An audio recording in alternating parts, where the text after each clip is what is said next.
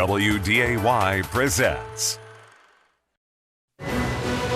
The nine-man championship game features two tradition-rich programs. Lytton HMB returns to the big dance for the first time in 9 years, led by the outstanding Trey Jacob did his 2,000 rushing yards as the Lions look to end a 17-year title drought. They face off against one of the best high school programs in the state, the Cavalier Tornadoes, unbeaten and looking for payback after a loss in this game a year ago. The Lions and the Tornadoes. Kickoff is next. This was one of the best games of last year's Dakota Bowl, the nine-man championship. Cavalier came away on the losing side of it. Can the Tornadoes get back to the top of the mountain, or will Lytton HMB find its way back to the top of the hill?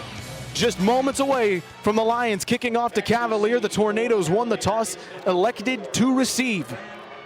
Zach Staten, Derek Bakken on the call. So glad you're joining us here again for Dakota Bowl 28. Our second game is underway. Back to return, it's Landon Carter. He's got a couple of touchdowns off kickoff returns. He's up to the 40-yard line, and that is where Sandy Laxdal's team will take over. Let's look at the North Dakota Crop Improvement and Seed Association starting lineups. The Tornadoes offensive line, Daniel Hinkle with the head of hair you would want to believe, along with Andre Latexier, Demetrius Avila in the middle. Meanwhile, the skill positions. We've already talked about Brandon Clem, Jacob Steele, Landon Carter, Trevor Hinkle, Bryson Clem, and Brody Clucci. Those are your skill positions here for Cavalier. As the Tornadoes huddle up, Clem, over 1,000 passing yards, 1,200, nearly 1,300 rushing yards. The handoff immediately goes to Jacob Steele, a man who's now rushed for 900 yards. So he gets up for maybe about a 3-yard gain. Let's look at the defensive starters again, presented by North Dakota Crop Improvement and Seed Association. Rafe Kalama, Derek Vetter, a big boy, along with Aaron Hofwald, both 300-pound sophomores. Landon Bush on the defensive end. The linebacking core. As we take a look at the second play here as Clem gets across the 45-yard line. Let's go back to the starting lineups. Here is your linebacking core. It's Trey Jacob and Dean Vetter. Somebody Tanner Purinton says can absolutely hit. Grant Bush, Boston Geffro, and Lucas Schumacher make up the secondary. Those are your starting lineups, again, brought to you by North Dakota Crop Improvement and Seed Association starting lineups. Clem on 3rd and 5. The toss back, here's Steele, trying to cut back to the middle of the field. He's tackled forward. They're gonna give him the 49. He's about a yard away from the first down to make it 4th and 1. All right, Derek, we're already here. What would you do in this situation? Oh, he's going to go for it. That's right in his wheelhouse, 1 yard. Hey, Derek Vetter had a heck of a play the play before, but Cavaliers still on schedule. They're fine. 4th and less than a yard, they're fine. Again, this is one of those games where everything goes out the window. You do everything with a little bit of a more aggressive attitude here. Sandy Laxdal has not won 153 games trying to play it easy. Clem right up the middle. He's met at the line of scrimmage. Then he fell forward. I believe he's got it. And he does. They'll mark him down to the 49. He was met again by big Derek Vetter. And tell you what, number 75 in white stands out from just about everybody, Derek. Well, he's a big kid, but he's an athletic big kid. And he's got a heck of a first name. I'm going to love him the whole dang game.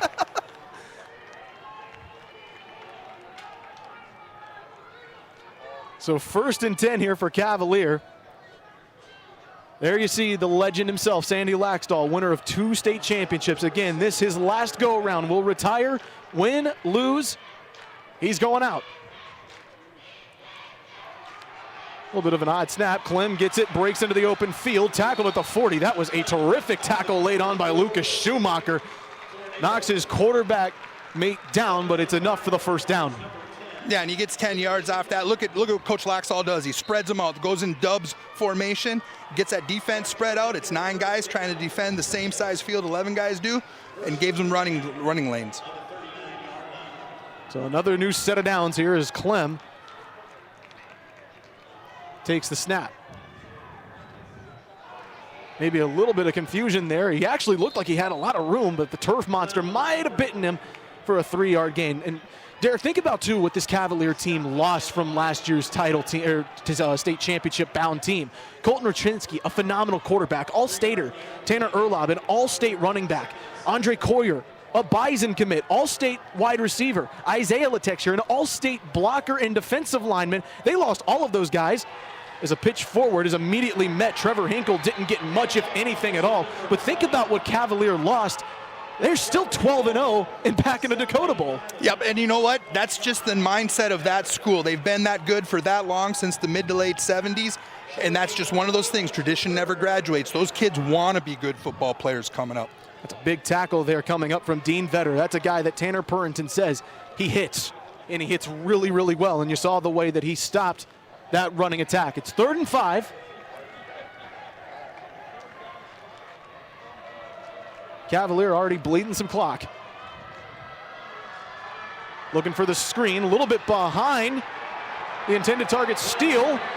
That's a major loss, and that is a terrific defensive play by the Lions.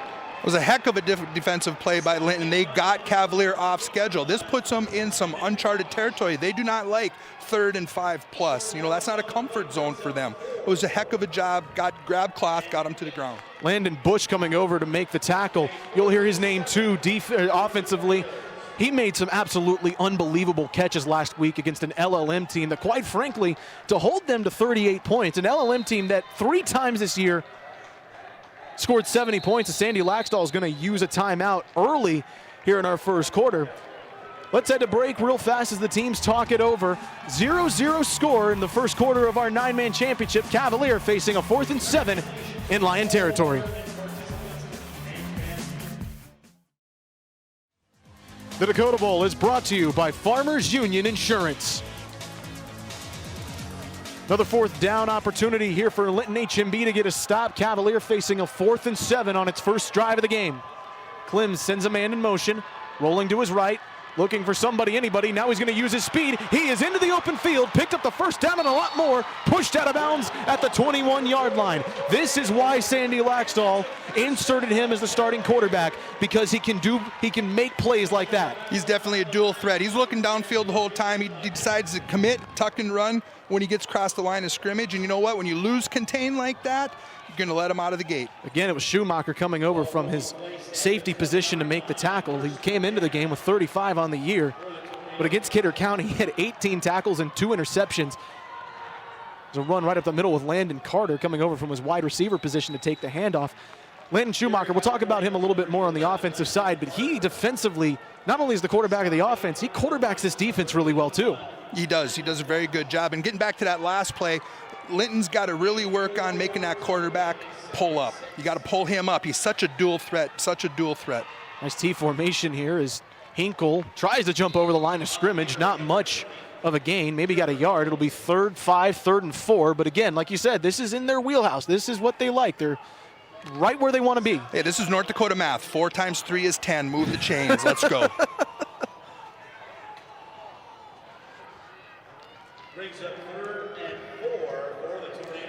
Clem goes back under center. They've run that of this T formation the last couple of times. 5 on the line. Fake the handoff, rolling to his right, looking for somebody, anybody. Now he sneaks it down the middle of the field. Had Trevor Hinkle open, but just underthrew him. It'll be 4th and 4. See, and they did a little better job. They didn't quite pull him up, but let's get that quarterback pulled up and get him throwing off balance, just as he did right there. That was a good job defensively. And even that, he still had an open man, but throwing on the run like that, trying to go back across your body, even if it's a 4 or 5 yard throw, is not an easy throw to make. Yep, throwing it across your body, it just doesn't work. It's just an awkward motion. The 3rd, 4th down Cavaliers faced on this drive. Big play here, big play for Linton. And not a moment have they thought about not going for it. Send him in motion. Clem, and did we get a flag thrown? I believe we did in a false start. It looked like a lot of miscommunication on that play. This really bodes well for Linton right now. If they move him back, then now that gets him off schedule, gets him a little bit out of his wheelhouse. We saw what Coach Laxdal did the last time. He dialed one up, got him some positive yards. And he got Clem out in space, and that's something that if you can get him out in space, he will absolutely tear you apart. Averages 7.4 yards a carry, which for a quarterback, especially in 9-man football, that is tremendous. And a dual threat quarter. I mean, that's what he is. Call it what it is. He's a running back and quarterback's close. You know, he can chuck the ball, but that kid can find running lanes. Clem dropping back, looking for somebody. He's going to get out in space again, trying to find someone with his speed. He gets sacked. Did he lose the football? Did they call it a forward pass? They did. It's incomplete. But Linton HMB forces a turnover on downs, and that is a huge stop for a Lions team that now can put a prolific offense out on the field. I think that was 25, Dean Vetter. That was a heck of a job. You know what? He kept right up with him. He kept right up with him. And he grabs some cloth, and look at that. He wraps that arm around, does not let him pull himself out of that grasp. Tell you what, he diagnosed that immediately. That almost looked like the same thing the Cavalier tried to do on that other fourth down where Clem got a gain of about 15 yards to get the first down. He knew immediately what they were trying to do. And now Linton HMB takes over with a quarterback that Tanner Purinton compared to a couple of greats in North Dakota. We'll tell you about him a little more after this play. Schumacher going under center. Hands it off to the prolific Trey Jacob, who gets around the edge, gets a couple of blockers. He's got the first down and a lot more across the 35. Trey Jacob carrying a couple of defenders on a 17-yard gain. As you take a look at the Farmers Union Insurance replay, my goodness, I mean, just got the great block there. And then look at him carry the defenders there, Derek. Great block, kept his feet churning. And you know what? I want to see how many times they run away from number 30. Number 30, a defensive lineman, leading tackler for Cavalier. They ran away from him that time. Let's see if Coach Laxall plays it around a little bit to get him to make a stop. Another handoff to Jacob. He's carried it coming into this game 301 times. That time he got absolutely nothing. So let's take a look at the North Dakota Crop Improvement and Seed Association starting lineups for the Lions offense. The line, Rafe Kalama, Landon Schumacher, Nathan Schatz. Those are all big kids too. Skill positions, Lucas Schumacher, Jacob, Dean Vetter, Carter Rins, Joe Fody, and Landon Bush. Back to Lucas Schumacher for a moment. Coach Purinton called him a combination between Cade Feeney and Will Madler. The ball is on the ground, and Schumacher comes up with it. Just as I was giving him the compliment that Purinton paid him, a little bit of a botched handoff there. Either way, the Lions recover. Let's take a look at the defensive starters for Cavalier. Demetrius Avila, Daniel Hinkle, and Andre Letexier make up the defensive line. The linebacking core, Trevor Hinkle, Brandon Clem, Jacob Steele, and Landon Carter. Secondary, Bryson Clem and Brody Clucci. Again, those are your starting lineups presented by North Dakota Crop Improvement and Seed Association. Third and long, Linton HMB. Schumacher rolling out. He can throw on the run very well, but he floats this one out of bounds. No way the receiver was going to get that one. So if you're Cavalier, that's a defensive stance you really love to see there, Derek. It's really good because right now they got him off schedule. And you know what? It's a heck of a thing to watch that Cavalier defensive line. Two of those three starters, leading tacklers. Defensive line. We go look on the Linton side of it. Linebackers. They played it pretty coy to the vest the first series. If they go back on defense, let's see them do some more stunting because that's where the TFLs come for Linton on defense. Now, even when he's going back to punt here, Purinton called him a combination between Cade Feeney and Will Madler. Says he can run like Feeney, he can pass like Madler. And he was around Will for that 2018 state championship run. So if he would know it, especially having to play Cade Feeney a couple of times a year, he'd be the guy to know. Carter fields the punt, gets to the 25-yard line, well covered by the Lions. Cavaliers going to start at the 25. Great open field tackle by little number 23 there. That was a heck of a job. That's just what you want out of a kid coming off the bench and coming on special teams. That was a heck of a job. So now, Derek, both offenses have seen what the defense can do. One goes 3 and out, the other drives down the field, converts 2 fourth downs, couldn't get a third. How do you start settling into the game now? Well, I think the nerves are going to be off now. Everybody's been smacked in the mouth a little bit. You know, everybody's got that adrenaline rushing on there. I'm really excited to see what Linton's going to do now defensively because, like I said, 2 of their 3 leading tacklers are from the linebacker position and are in tackles for loss, which means they stunt a lot. They didn't do it that first series. Let's see if they start unleashing the hounds. Just saw we'll have a lot to uncover on the Catholic United Financial halftime report. We'll take a look back at state cross country and the state soccer tournament, which had a lot of drama to it. Again, those are coming up on the Catholic United Financial halftime report. Trevor Hinkle maybe got a gain of about 3. And there again is Derek Vetter. For a 300-pounder, he seems to move very, very well on the defensive line there, Derek. He's got good feet, good feet. Clem rolling. Looked like for a second he might try to throw it. Gets across the 30. It'll be 3rd and 4. Hey, Lynn's got him just where they want him now. You know, he's got Coach Laxdal in that 3rd and 3, 3rd and 4. Yes, they're averaging 8 yards per carry, but you know what they're doing? Linton's making them inefficient offensively, and that's what they want. 3rd, and we'll call it 3.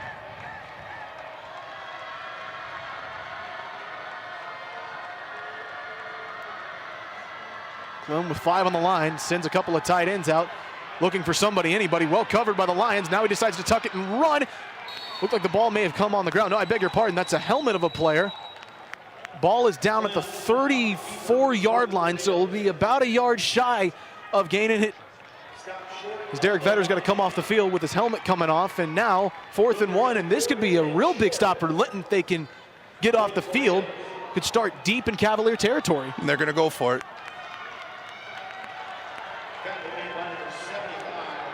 Clem going back to this formation. They've run a couple of times now.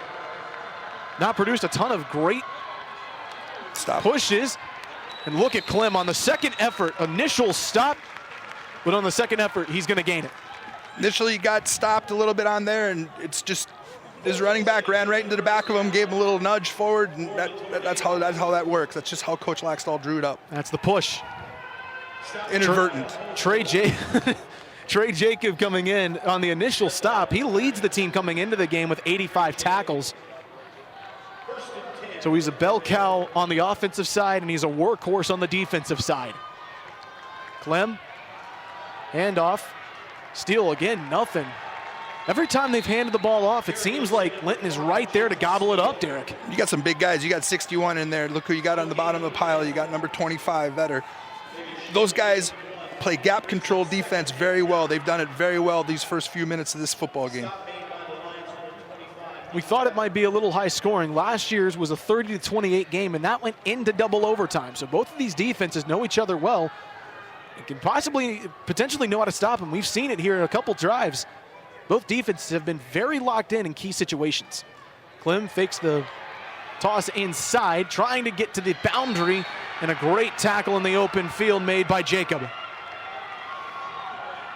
Tell you what, you got big number 75, and you got a bell cow of a quarterback, running back that cannot turn the corner on him. That's a heck of a job, because he just allowed number 30 to come in and slam that gate shut. Well, first of all, in 9-man football, you just don't see 2 300-pounders, let alone 2 300-pounders that are sophomores.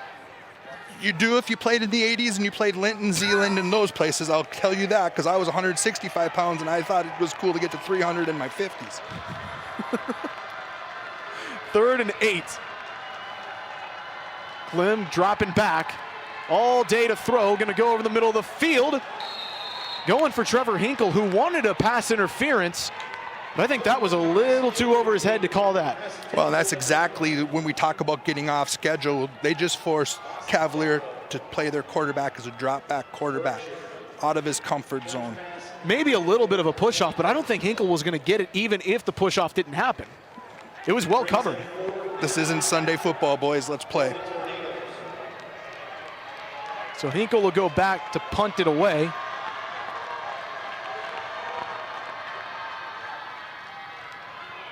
Low punt, spinning as Schumacher goes towards the sideline to try to get it. Takes a really good tornado bounce inside the 30 to the 27-yard line. Take your hats off to the Linton defense. That's 2 possessions. They kept them out of the end zone. And that's what you want to do. I know it's early in the game, but those little wins should start adding up. I'm going to tell you, these are 2 offenses that are terrific when it comes to scoring. They are prolific. And right now, they've just been gobbled up by 2 terrific defensive stands. Well, both defenses, though, keep offenses. You know, if we look at the analytics, both defenses keep offensives inefficient. Yep. They just do. You know, you put up 400 yards, you should score 40 points. These guys are cutting that in half. Points scored per team, 50 for Cavalier, 38 for Linton H&B. It's the points given up as Schumacher gets around the edge, a couple of blocks, hurdles a diving defender out of bounds right at the marker. I think they might drop him a little bit shorter, actually. I thought he got to about 2nd and 1. They'll actually call it 2nd and 5. But the points allowed is what's really key. 17 for Linton H&B, 12 for Cavalier. Absolutely. I mean, the Cavaliers allowing 170 yards at 12 points are keeping D's inefficient. You know, you can't beat that. Linton doing about the same thing. You know, they're allowing 225 yards, allowing teams to score 17 points. So, you know, they're keeping them inefficient, and that's just good defense. And we're seeing good coaching, too, because we're seeing good tackling. Jacob around the right side, dragged down around the marker, and they throw a flag at the end. I believe it's going to be on a horse collar. It came in late. It looked like Tanner Purrington wanted a flag thrown for something along those lines. Jacob was tackled, dragged backwards, and I think they'll get him for a horse collar. That's what it's going to be. Personal foul. Yep. Horse collar tackle. Number 30 of the defense. 15 yards. First down. Andre Latexier that's hit with a personal foul. It wasn't him. It wasn't him. It was what was it? It was Jacob Steele that was on him. And it kind of looked like he knew it as soon as he got up. You could see him start to look like he rolled his eyes for a second as if to say, I know that was bad. So Schumacher going under center. High formation, handoff to Jacob. And look at Steele make up for it. Just sets the edge and doesn't even let him have a chance. No, we got Latexier out there right on the edge. Defensive end leading the team in tackles. Shuts that gate right now. Lets those linebackers come up, finish them off. Oh, that's textbook by number 30. Look how he shed that block, kept his edge. Oh, my gosh. And then look at Steele, too, come up from his linebacking position. When you got two guys that can set the edge like that, it's going to be hard to run on him, even if you are a guy who can rush for 2,000 yards in one season, which is, again, amazing. And that's what makes that defensive line so good for Cavalier, because you're giving those linebackers those run-throughs, and that's what you want as a linebacker. Fake handoff. They're going play action. Schumacher looking deep. He's got a man. It's caught. It's Grant Bush coming out from his wide receiver spot to make his 15th reception on the season. That was a heck of a pitch and catch, and he threw that ball in a rope. He knew exactly what he wanted to do. He pulled up, pulled the trigger. And that's a heck of a window to fit it into with the defender right behind him. A little bit too much cushion on the sideline, but that's nine-man football. I mean, you don't have that alley player in nine-man football, so you have that. And if you can work it, it's going to work to your advantage. Well, all of a sudden, Linton H&B's got some momentum rolling. Defensively, they've played well, and now offensively driving with a chance to put the first touchdown on the board. Jacob over the right side, and he gets planted immediately, maybe about a 2-yard gain, if that.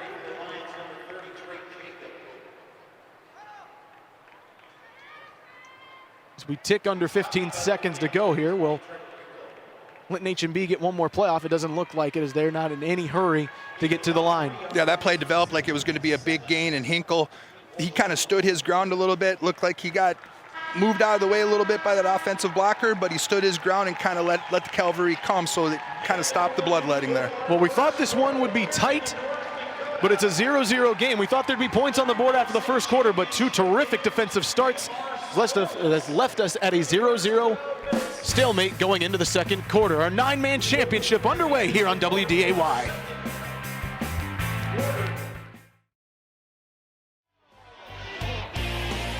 My man in the back's got the right hat on there, a Green Bay Packers hat. Good to see him wearing the right NFL stuff. Look at the Linton H&B fans getting here for the first time since 2011. Our fan cam brought to you by Farmers Union Insurance. Derek, I know I just made a lot of Vikings fans mad. Oh, it didn't make me mad at all. 2nd and 7 here as we start our second quarter. Oh. Schumacher is just gobbled up. There is Andre Latexier again. Derek, I think you might be falling in love with that defensive lineman, huh? He's a leading tackler. He's the leading tackler. He's a defensive end. Plays like a stand-up defensive end. We've seen that. That's history in this building. We've seen him do that. 89 tackles coming into the game. I mean, he just shed the blocker, and Lucas Schumacher had absolutely nothing going there. That's when your linebackers aren't happy with you, because you're stealing their tackles. Dang right. Take that block, but don't take my tackle. I feel like you also are the fan of the neck guard in the back there. I feel like you love that, just a sign of old school football. Oh, you gotta love it. Schumacher pump fakes, throws at the absolute last second, looking for Landon Bush a little out in front of him. And there was a big hit again, and look, number 30 laying the hit on Lucas Schumacher. And you know what? Just one day when he goes and plays on the next level and he learns how to match hands, that ball wouldn't have came out. We match hands when we get into that position. We can't make that sack. We match hands. Match the hand the quarterback's throwing with that same hand of yours. And I tell you what, make him throw around the goalpost, not down the middle of it. 4th and a mile here. And the Texier, by the way, has terrific size, 6'2", 250. And he can move like that. And Sandy Laxdal is going to call another timeout, or is this Tanner Purrington that calls the timeout? We had two Timeout coaches go. Their second Nope, they charge do timeout. call the timeout Cavalier. So that is another timeout called by Sandy Laxdal. Let's take a break. When we come back, can Linton H&B convert a 4th and 12 with a 0-0 game?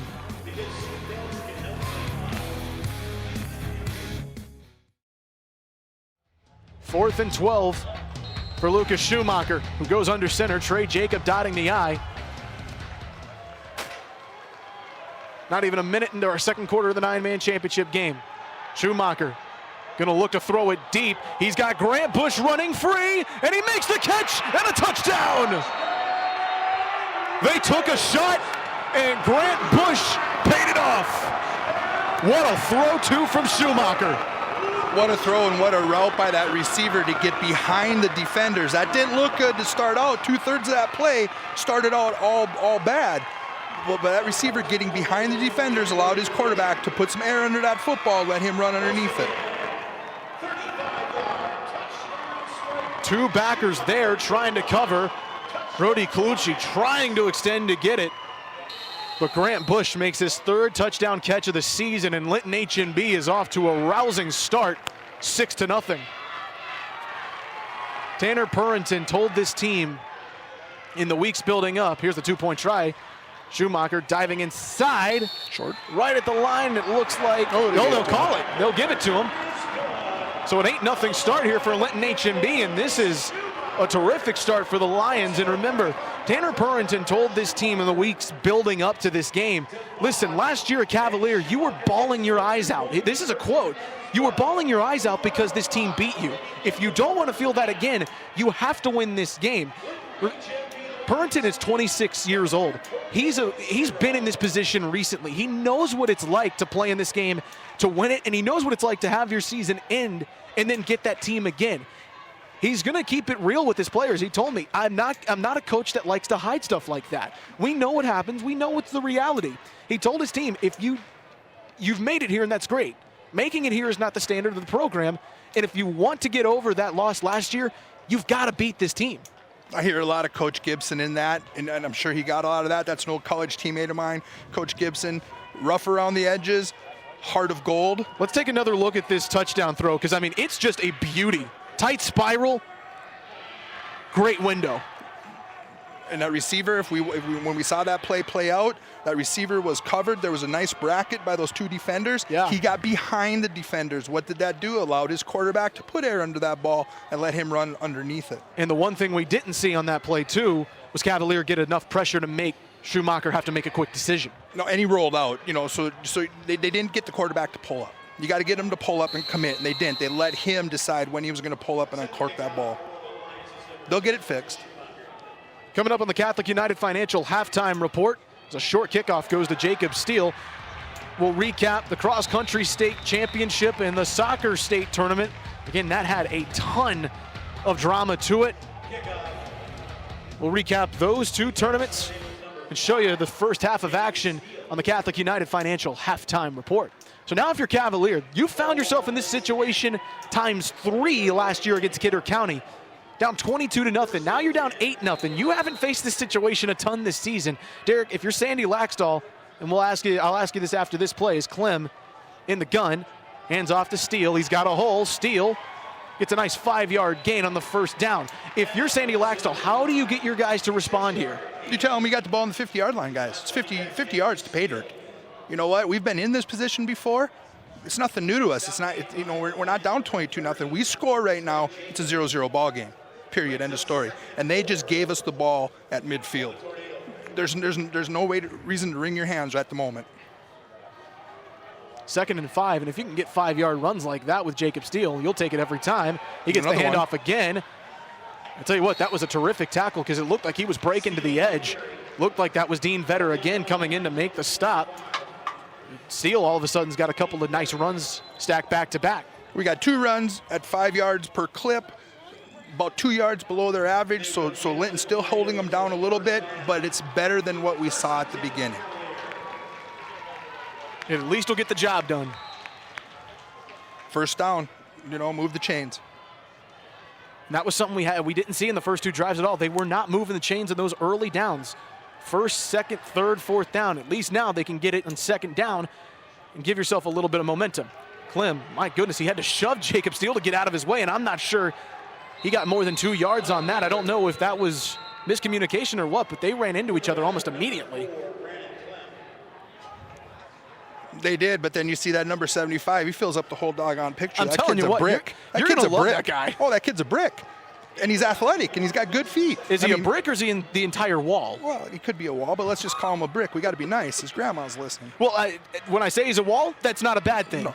That's something that Tanner Purrington said. Maybe the brick is a better comparison. He just fills holes. He just plugs up every hole on the line because he can move so well. That time, though, Clem with a great run, diving forward right at the 31. I believe he'll have enough for that first down. There we go. 2 downs, first down. So we're averaging that 5 yards a clip. There he goes. And that's good blocking, too, because Clem had a couple of... Look at the texture. He put his hands on that guy 3 times. He wasn't just going to block him once. He was going to block him out of the way. You're going to get back into this game. You got to have some physicality here, and that's what we've seen from Cavalier so far on this drive. They've gone from the 50 to the 31. Steele, he's gobbled up, and tell you what, there's Dean Vetter again. He's made a couple of big tackles here so far. Look at that him. block shed. Oh, that's textbook. That's textbook, and he probably wonders why they do that every day in practice, but that's textbook. That's the 2-yard gain that Linton H&B's kind of had a lot more defensively than maybe most other teams against the Tornadoes. Clem, seems like they've abandoned the pass game, maybe for good reason. Clem trying to escape the clutches of Derek Vetter, actually nearly did it. Gains about 5 yards. It'll put it 3rd and we'll call it 3. Well, they throw the ball about 6, 7, 8 times a game, so they hit their quota for the first half already. So, I mean, Coach Laxdal's just going down his call list. Well, and especially, too, Colton Rachinski was a very good thrower of the football. When you go to Brandon Clem, he's a lot more of a guy, like you said, he's dual threat, but he can run the ball really well. And 2, when you lose a guy that's a downfield threat like Andre Coyer, you do have to kind of retool that offensive playbook just a little bit, and Brandon Clem is not happy at all.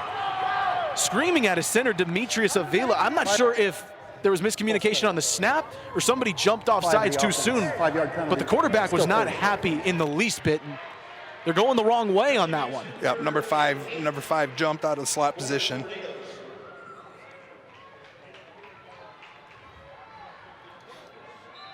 Still manageable, still got 2 downs to make 8.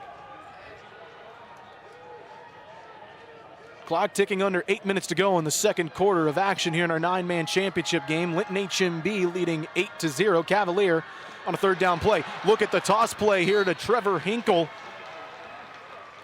He gets a nice 6-yard gain, puts it at 4th and 2.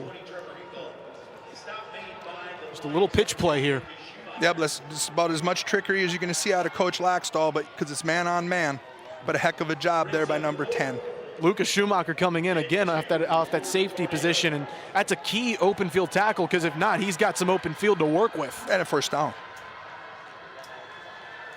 Clem on 4th and 2. Look at all the space in the middle of the field. Spread him out, he's got the first down to the 15. Yeah, we saw him, instead of going into a 2-by-2, we saw him bunch him up, get those defenders spread out and give him running lanes. And when you give him running lanes, he's going to make some hay. That hole opened up almost immediately, and he diagnosed it as soon as he saw it and attacks it. Yeah, and there's nothing wrong. That defense did that. Just that running lane was so big. They had too much real estate that they were responsible for. And as a quarterback, you'd almost be abdicating your duties if you didn't tuck it and run with that big of a hole. Pitch out to Steele. Look at them swarm to him. Doesn't even get back to the line of scrimmage. Nope, I'm not even going to give that kid any grief. The open field tackle, I don't care, because he did his job. He made that quarterback check his feet. He checked his feet, found another way, and what happened? Here comes the cavalry. Boom. Yep, Trey Jacob comes in, and then a hard tackle there from Lucas Schumacher. Oh, he comes up like a ton of bricks from downtown, doesn't he? Yes, he does. Purrington said those two, by the way, the hardest workers on the team as well. And when you've got a prolific offensive tandem that also works their butts off defensively, you know you've got the culture you want too. I believe there's another false start here, and at this point, That's 3, I believe, at least illegal procedures Prior to the snap. on Cavalier. Full start. Yeah, and that's 52 discipline, and that's just something we 5-yard don't penalty. usually see out of Still second Cavaliers. So down. something, you know, something, whether it's the dome, whether it's the echo off the floor, they just got to get it. They'll get it fixed. Well, let me ask, is it nerves? Because this isn't as packed of a dome as it usually is. Now, again, they've made a lot of noise, these fans that are here, but is it nerves at that point? No, but I tell you what, when you walk down this dome floor, it's not like being out in your home field. It's Right. not, you know, it's just different. And yeah, there could be a little nerves or trying too hard. Kids are trying too hard. So I'll say it's that more than it's nerves. Clem rolling out, looking for somebody. Now he'll tuck it and run. He's got back to the original line of scrimmage, and my goodness, he took a vicious hit from Trey Jacob, and impressive to stay on his feet. Tell you what, you got to give Linton credit for that. Those kids bring a punch. I mean, they come up and they're not scared to be physical. And those defensive backs play like linebackers, and as a coach, that's what you want. I know it's important to score points on every drive, so let me preface that with that comment. How important is it for Cavalier to get points on this drive, seeing how good Linton has been so far in this game? Let me get you to answer that after this play. Clem rolling out, looking. He's got chasing him. He better get rid of it. And instead, he's knocked out of the 10-yard line. Trey Jacob coming over to finish the job, and now it's 4th. And if he gained a yard, it'll be 5. How important is this down here? Well, it's going to be a confidence booster, and that's what Coach Laxdal is looking at. You're not worried about being down 8, they're getting the ball back, because your defense has a chance to flip the script and get you the ball back. Cavalier. But their third and final timeout. confidence-wise for Cavalier, it's going to be huge, because now it's a 0-0 ball game. You know what? We made some mistakes. We're still in this ball game. So it's all confidence, and that's what Coach Laxdal is. He's a whisperer. I mean, that guy is just great. 4th and 5 when we come back. Cavalier on the doorstep of scoring, down 8-0.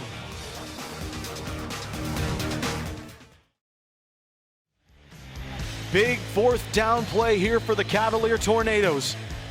Gotta have it. Down 8-0. 5.5 minutes to go in the second quarter. Linton HMB leading. They send a man out in motion. The screen for Steele has some space. Oh, face pass. Why did they blow the play dead? Did they throw another flag? They did. I didn't see the flag hit the field. Prior to the snap. Full start. Number 21 of the offense. Wow. 5-yard penalty. That one hurts. Still 4th. And that's on the center. He had wide open spaces to work with, too. He could have walked in for a touchdown. Let's see this again. Yeah, we motioned to quads, and we're getting them spread out, and all of a sudden I'm thinking, hey, number 4 is going to take off with the ball, and he chucks it over there. He's got 3 blockers. I don't know if you saw anything on that replay that was a false start. I didn't see anything, but maybe the official on the field had a little bit of a better angle. Well, and there's also that if he puts the ball down, picks it up, and repositions his hand, they get a little ticky-tacky on that stuff. That's a crucial penalty, though, because it backs him up 5 yards, and now it makes it 4th and 10. They can still get a first down, though. Clem looking down the middle of the field. First He's got down. Trevor Hinkle. Ooh. Oh, he got hit right at the line to gain. It was a massive hit. They down him at the 5, and that's enough for the first down, and I'm so impressed that Trevor Hinkle held on to that football. Right over the middle. This is a dangerous pass for Trevor Hinkle. Look at this hit. Wow. I can't stop smiling because that's so John Lynch, that hit right there. Oh, boy, that I rattled some teeth loose. I want to tell you, Lucas Schumacher came up and just laid the lumber. And clean. It was just a good, clean, physical tackle. If nothing else, there has been just textbook tackles in this game, Derek. Well coached. Whoa. Blown up play immediately, and Clem goes down. Starting to see Linton unleash the hounds. You know, their linebackers are their leading tacklers, and their linebackers are also their leading tackle for loss guys. They're bringing the heat right now. You talked about it. You heard a lot of Mark Gibson and Tanner Purrington. I'm seeing it on the field. They defensively are so aggressive. You should have went to college with Coach Gibson. Whoa. I tell you what, the way this is turning out, that defensive back group for Linton are turning into bullies in the sandbox. I mean, they're just dominating. They are laying hits like you wouldn't believe. Clem fakes the handoff, looking for the screen again, bringing the pressure, and he goes down again, and Dean Vetter comes up with a sack. Yeah, we're starting to dial up the blitzes, and that was one thing I wrote on my card was they bring a lot of blitzes. They like to change their fronts by stunting, but what happens when that offensive player for Cavalier gets second level, he's out the gate, and they're not letting him. And now Cavalier, you talked about being off schedule. It's 2nd and goal from the 20-yard line. You got to get, or 3rd and goal, excuse me. You got to get at least, what, 10 yards to give yourself a chance here? Yeah, but you don't have to make it all up in one play. That first really hurt. Clem, gun shy about pulling the trigger, now does in the end zone, and it is picked off. It's Lucas Schumacher making a play again. Clem waited all day long, had Trevor Hinkle in the end zone, but Lucas Schumacher ball hawks it down. His first pick of the game. That's just one of those passes he wished he had back. He thought he had to do something with the ball. A lot of wrong colored jerseys right there, thrown into the wrong shirts. And that's the danger sometimes too, with getting backed up that far, and you know now you don't have the ability to get a first down to keep the drive going. You try to sometimes make too much happen. Well, and it's youth and inexperience. I mean, that receiver comes back to him, he gets a little more mature, he comes back to the ball, and then you live to play another day, and it's 4th and 5, 7, 9, you got a shot. Hey, with the way Linton H&B runs the ball, they could potentially drain the clock out here in the rest of the second half. Look at the hole that Lucas Schumacher has. All the way up to the 45, a 25-yard run. And the Lions have the pendulum of momentum swung completely in their favor. Kid does it on defense, and watch him here. He sees a running lane, and he takes off. And Landon Carter comes up with a huge tackle. Otherwise, this was going into Cavalier territory, and it might have been going for 6. Yeah, and they're running the ball with a purpose. You see everyone on both sides of the ball, both of these teams, when they have that ball, they're not dancing looking for a hole. They are running the ball with a purpose. Schumacher. Ooh. Oh, and that was nearly, if he could have stayed on his feet, that would have been going for some space too. Pass complete to number 20, or to number 12, Trace King. Trace King, who's actually listed as the backup quarterback, comes up with the catch. 2nd and 6. That last-ditch effort to make the tackle ended up being the saver. 2nd and 6, and remember, both teams have taken timeouts. Cavaliers down to just 1. Linton H&B's got 2 left in its pocket. I formation. Handoff. Here's Jacob right up the gut. 6-yard gain. It'll be 3rd and 1. I'll tell you what, you're seeing some momentum on that Linton side. They're starting to move guys out of the way. That offensive line is turning into a moving company right now, and watch that. Look at that hole open up. And again, those running backs are hitting the hole with a purpose, and you just saw that. A guy missed, He's not checking his feet. He's not dancing around, letting him get into a position to make a tackle. Tell you what, Cavalier needs some kind of momentum changer here on defense.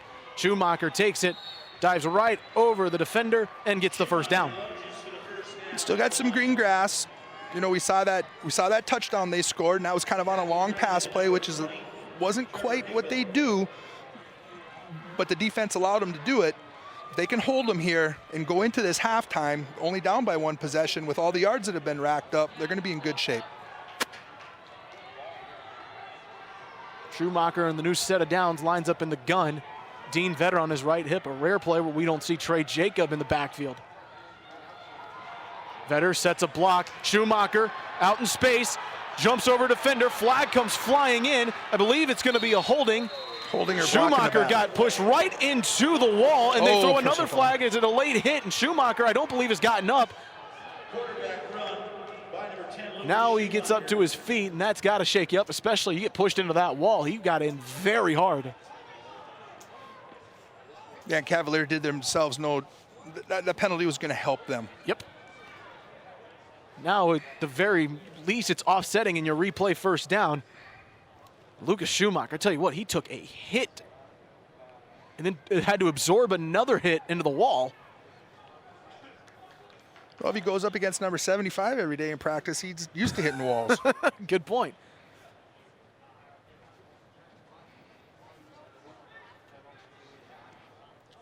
Schumacher looks like he's okay. He's walking towards the sideline, but he appears to be all right. Now There are 2 penalties on the play. Illegal block in the back, offense. It's a 10-yard penalty. After the play, personal foul, defense, 15-yard penalty. Both will be enforced. So let's take a look at this. Nice jump over the defender. Right there's the block in the back. Yep. And then here comes Jacob Steele. Oh, that last push. Yep. And even it didn't appear on that play like it was much too hard of a shot, but even just putting your hands on him, if he goes sliding, you're putting yourself in a bad situation. Well, and that last push happened out of bounds. Yep. that late in the play, you're asking for trouble. So it's now 1st and 10. They're going to call it from the 30 after both penalties were enforced. Schumacher again. He's got a blocker. He's got the edge. Schumacher breaks free, and he's going to walk in. How about that for some revenge? Tell you what, you give credit to Dean Vetter on that. Look at this. It's a 14-0 game. Linton HMB is rolling. Watch number 25. Watch him on this lead block. Watch him seal his defender. Boom, great right there, block. right there. And then number takes the second guy on and lets him get around the corner. That's a heck of a job. That's a heck of a football player right there to not quit after the first block, said I did my job. Coach Purrington was convinced he had the best quarterback in the state. Well, through the first half of play, he's got a lot to his argument. 6'2", 185. That's a good looking quarterback in 9-man football in North Dakota. That's a great quarterback in 3A. It is. They'll run the same 2-point play, and they get the same result. 16-0. And Cavaliers facing the same hole that it faced a year ago, down 22-0 to Kidder County. All of a sudden, they're in some deep trouble. And they don't get the ball in the second half. It goes right back to Linton HMB. No, Ironman football, playing both ways, been on the field on defense a lot, and look what happened. That defensive line, 2 out of those 3 players for Cavalier are the leading tacklers. They're getting moved out of the way, forcing those linebackers to come up, and you can't come up and make that play from linebacker depth when you got 2 yards to get a 2-point conversion. So Linton HMB is on its way to a halftime lead. Coming up on the Catholic United Financial Halftime Report, we'll recap what's been a very good first half here for the Lions. We'll also take a look back at cross country and the state soccer championships. Again, coming up on the Catholic United Financial Halftime Report. So you look at the stats right now, the rushing yards, a chunk of them came there for Lucas Schumacher on that drive. 7 attempts, 64 yards, a touchdown. Trey Jacobs got 6 attempts and just 28 yards, so they've actually done a pretty decent job on Jacob, but Schumacher's been killing them. And as a coach on the other side of the field, you always prepare for that one guy you're worried about, but you're just hoping that they don't have that 1B, that player that's going to just stand out and kind of take everything away. And that's what makes good teams great, is they get that player that rises to the occasion when the bell cow or the superstar is kind of held in check. Schumacher kicks it away. Carter receives it right around the 20-yard line. Doesn't have much of a block. He's got to try to find some space, and he's not going to. Down to the 22-yard line, and that was well covered by the Lions. And now Cavalier, with 1 minute and 11 seconds left and a timeout in their pocket, have got to find a way to get some type of momentum going into the break. Well, and here's where Linton's in the driver's seat, off schedule. They're going to have them off schedule. They're going to force Cavalier to do what they don't want to do. They're not an aired-out team. They're not an air raid type team. So that takes time. 4 times 3 takes time. But they're going to get them, and this is where they could get the dagger right here. They force them into a mistake, force them into a turnover. They could get another quick score before half. Brandon Clem is 2 for 6 in the game so far throwing. He's got 17 rushing attempts for 59 yards, but the passing game has not opened up in the slightest. Quick throw down, hits Brody Clucci. Maybe that's the key, just getting those quick throws, some 5-6 yard attempts just to get yourself some confidence. The pitch and catch confidence got to come. The dink and dunks are not going to get them into the end zone quick enough, but if they can lull that defense to sleep, they might be there's okay. a wide open Brody Clucci right over the middle of the field. It's at the 40-yard line, and with 44 seconds, Cavalier at least moves the ball up, but they got to hurry. Yep, and they got to start working the sidelines. Yep, middle of the field will not do, even though the clock does stop to reset the chains. In fact, the chains aren't even reset yet, but they start it. Clem snaps it. Looking down the middle of the field, nothing there. Going for the end zone. There's Landon Carter on the sideline. You said work the sidelines. There he goes. Working the middle of the field. Has a blocker at the 30 and 25-yard line is where he goes down. 25 seconds left to go. And here comes Cavalier in the passing game. And great patience here. Great patience, not long passes, but slant routes that are opening up running lanes for the receivers. But coach is going to tell him, you're going to get it fixed, get out of bounds. That extra 5 yards, let's take the extra 3 seconds. Clock picked up at 25 seconds, now down to 23. Timeout. Linton, their first timeout. And Linton's going to be the one to call the timeout. And at this point, Derek, otherwise, if it's not just to get your defense kind of reset, I'm not sure why you call that timeout. Well, they must have saw something. They got something from the booth. They saw something where they wanted to probably get their guys settled down. They just saw some big chunks taken away. And that's okay. That's okay. And that was a great play, too, from Landon Carter. Maybe you want to see him go out of bounds, but to get to the 25-yard line, and two, to make the corner overplay on the tackle, that's a really good run there from the wide receiver. It was. It's 6 of one, half dozen of the other. Do you take the seconds on the clock? Do you take the extra yards? You know, because we're barely breaking into the orange zone. We got to get into the red zone. Especially, too, because it looked like he did have a blocker, and if he did get one more block, he was to the house. Well, and that's what you usually, you tell your young running backs, hash numbers sideline. Yep. Get to the hash, get to the numbers, turn it up, and run that alleyway. So now at the 26-yard line is where they'll mark Landon Carter down with 23 seconds left to go. Cavalier down 16-0, trying to get some momentum before the break. Clem rolling out. He's got a lot of space, looking over the middle of the field. Carter, incomplete. Just barely got it over. Clock's got to stop. The defender, but that does at least give him about 13 seconds here as the clock stops on 2nd and 10.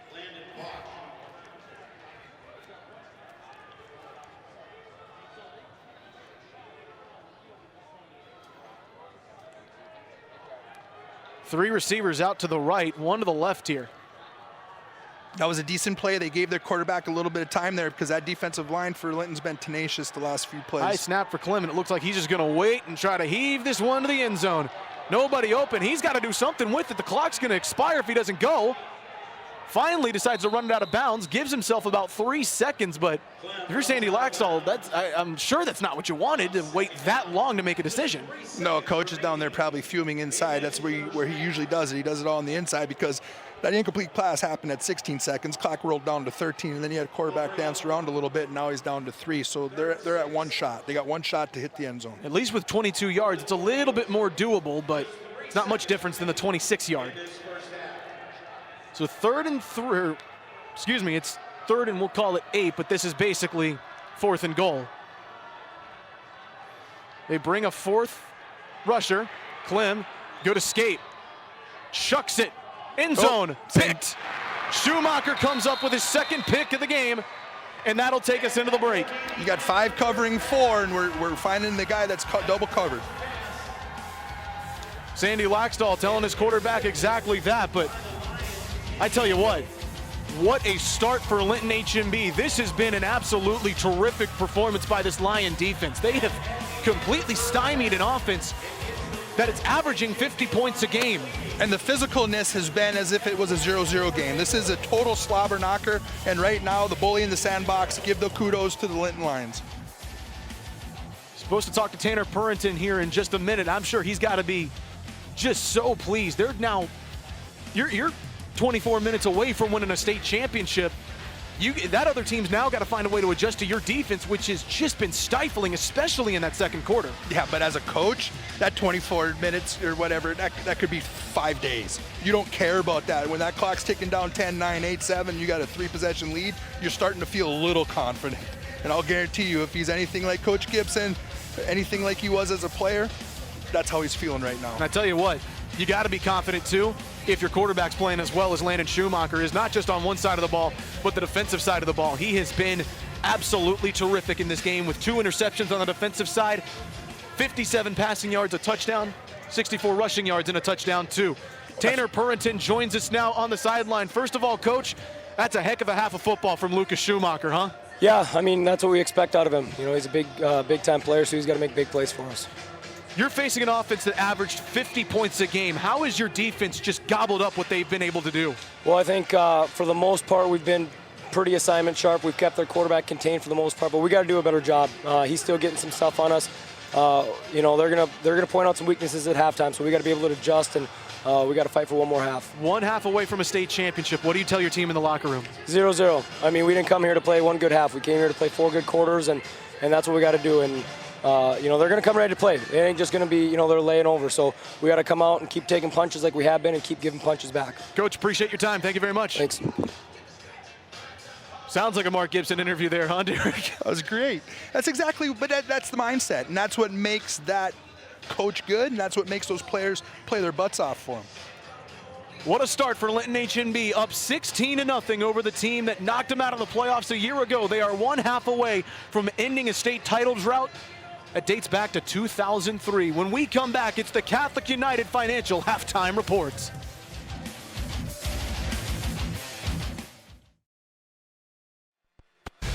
This is the Catholic United Financial Halftime Report.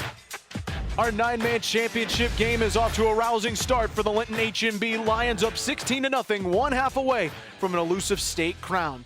To cross country we go. Jamestown played host to the Class A Boys and Girls Championship for cross country. It left the boys winner grateful and provided a little home cooking for the girls winner, and a little history for her as well. Jamal Kennedy has more from the course. Reigned supreme at the Boys and Girls Class A State Cross Country Championships in Jamestown. For Bismarck Sean Korsmo, it was his faith that helped push him across the finish line on the boys' side. God just helped me pull it off. I was like, Lord, thank you for this win. I was so excited. I've been training for this since middle school. On the girls' side, Jamestown's Megan Ford captured her 3rd consecutive state championship, finishing it off where she started, her hometown course. It's kind of cool to start it and end it on the same course where I'm from, so yeah, it's just very special. Ford said she felt herself running out of gas with a half-mile remaining, but there was one message that kept her legs running. When it starts to hurt, just remember it's your last one. You got to go out hard and just finish with a race I'm really proud of. For Ford, 3 state championships is more than she could have ever dreamed. I thought I could maybe win one by the time I graduated, 1 state title over track and cross country. And just to have 3 in a row is just mind-boggling to me. I can't believe it. But once the winners crossed the finish line, there was only one thought going through their minds. It's over. I remember telling my coach when I finished, I was just like, oh, that's it. That's the end. This was my last state meet, and as happy as I am, it's really sad too. And to just cross the finish line a champion was amazing. For WDAY Sports, I'm Jamal Kennedy. And Ford just signed with Furman Cross Country, so congratulations to her on a heck of a high school career. When we come back, we recap the state soccer tournament, which saw a major shakeup right in the middle of it. That's coming up next on the Catholic United Financial Halftime Reports.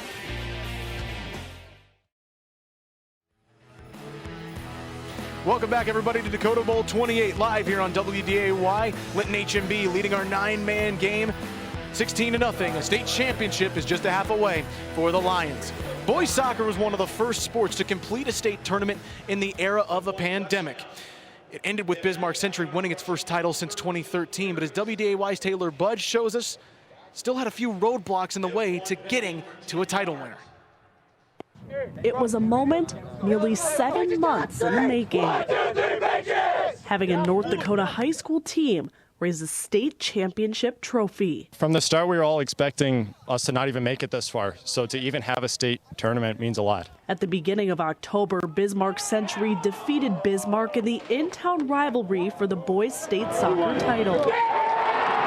This is a really special win. Century hasn't gotten a win in a long time. But the path to winning state at Fargo South wasn't all smooth sailing. It's been a roller coaster of emotions. The Cheyenne Mustangs entered the state tournament as the top seed out of the East.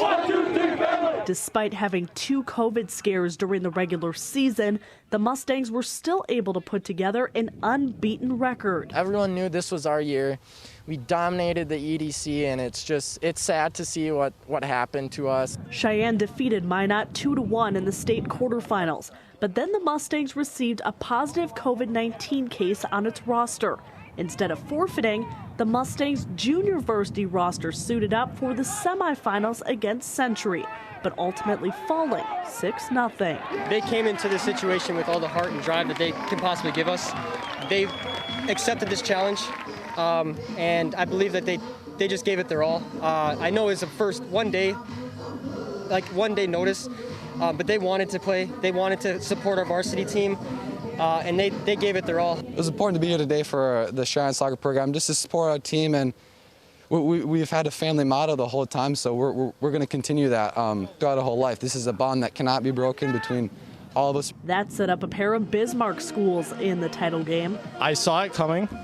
It's very exciting because this is one of our biggest competitors. I've always wanted to play in a state tournament. I got to play very little last year, so I think this really means a lot to me. It was tied at 2 with under 10 minutes to play, but after Chance Bollinger netted 2 goals, the Patriots prevailed 3-2. I just tried to keep my head up. Our whole team did. Big message was keep playing, and other team, they were really good, but we were able to keep our heads and we were the better team. This was also the 3rd time since 2011 that these 2 teams met to crown North Dakota's top soccer team. Crosstown rivalry is always a bigger game, always more intense. The team who plays harder usually wins, and we just happen to come out a little on top. In an unusual championship postgame, there were no handshakes, no trophy presentation, but it still didn't take away from the fact a winner was once again crowned in North Dakota high school sports. For WDAY Sports, I'm Taylor Budge. Could the Patriots had another state championship in our 3A game tonight? We'll find out, but the soccer team more than did its job. Let's take a look at the games to come tonight. We've already seen one. Langdon area Edmore Munich is a 3-time state champion in the last 3 years. 42-28 winners over Lisbon. It's a 37th win in a row for the Cardinals. Linton HMB up 16-0. The Lions flat out dominated that first half. Beulah and St. Mary's, a Western matchup for the 2A state crown, and that 3A matchup, Cheyenne Century, a rematch from a slobber knocker of a championship game last year. When we come back, we'll recap the first half of highlights and what was a very dominant Lions half as we get ready for the second half of our 9-man championship game. You're watching the Catholic United Financial Halftime Report. You've been watching the Catholic United Financial Halftime Report. 16-0 our score. Linton HMB leading the Cavalier Tornadoes, on the verge of giving the Tornadoes their first loss of the season and winning themselves a state championship for the first time in 17 seasons. Sandy Laxdal, the head coach of Cavalier, joins me now. Coach, first of all, it seemed like the offense could move the ball but never quite finish drives. What's been the problem you've seen?